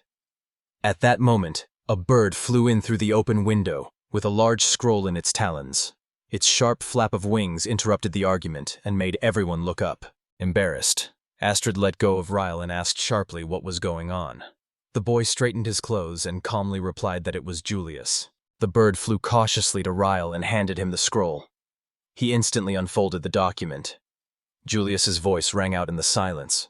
It was a certificate of ownership for the mine, signed by the king himself. Ryle smiled broadly, thanking his friend. Istred was stunned and asked what this meant. Julius noticed his presence and added with cold regret that all the machinations with Minister Edo had been exposed. He stated that the agreements for the mine were documented, and there was irrefutable evidence that the mine belonged to Arlens. Hearing this, Helen and Lou breathed a joyful sigh of relief. Julius added that he would not be back soon, and therefore sent the document ahead. At that time, he was traveling in a carriage, and his message was to precede his arrival. Ryle proudly held up the certificate and said that now everything had changed. Now Astrid himself was in a difficult situation. He was dismayed and thought he had fallen into a trap. Helen and Lou stood next to Ryle, forming a single line.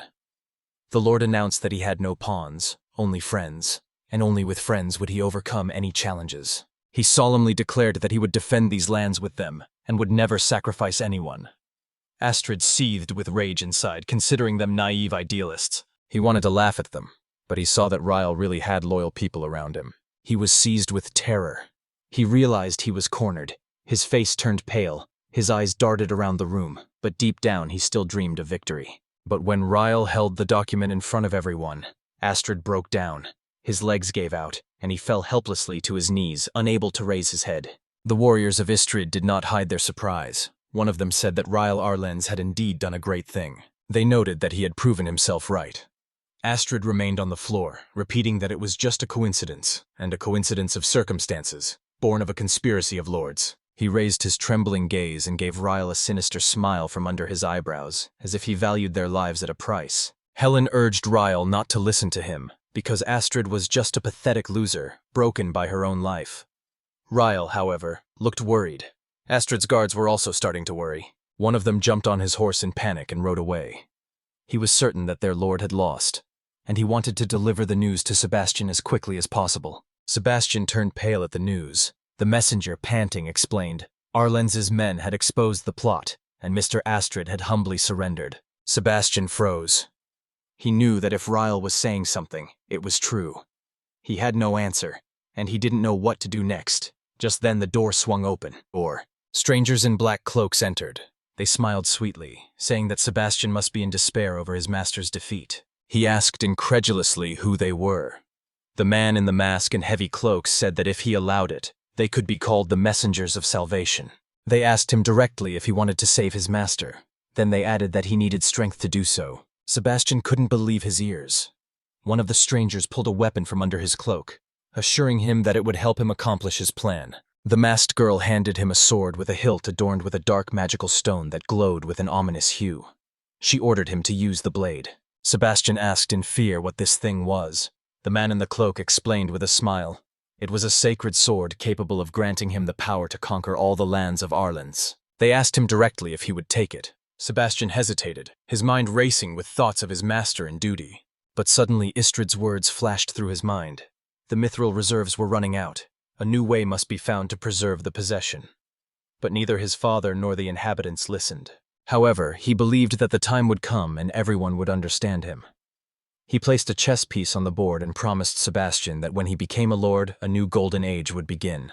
But these dreams did not come true. Sebastian could not understand why no one shared his aspirations, and why everyone refused to listen to him. With a blank stare, he took the sword anyway. A dark aura erupted around him, enveloping him. In his imagination, he heard Istred's question and answered himself. Yes, he was the only one who understood him.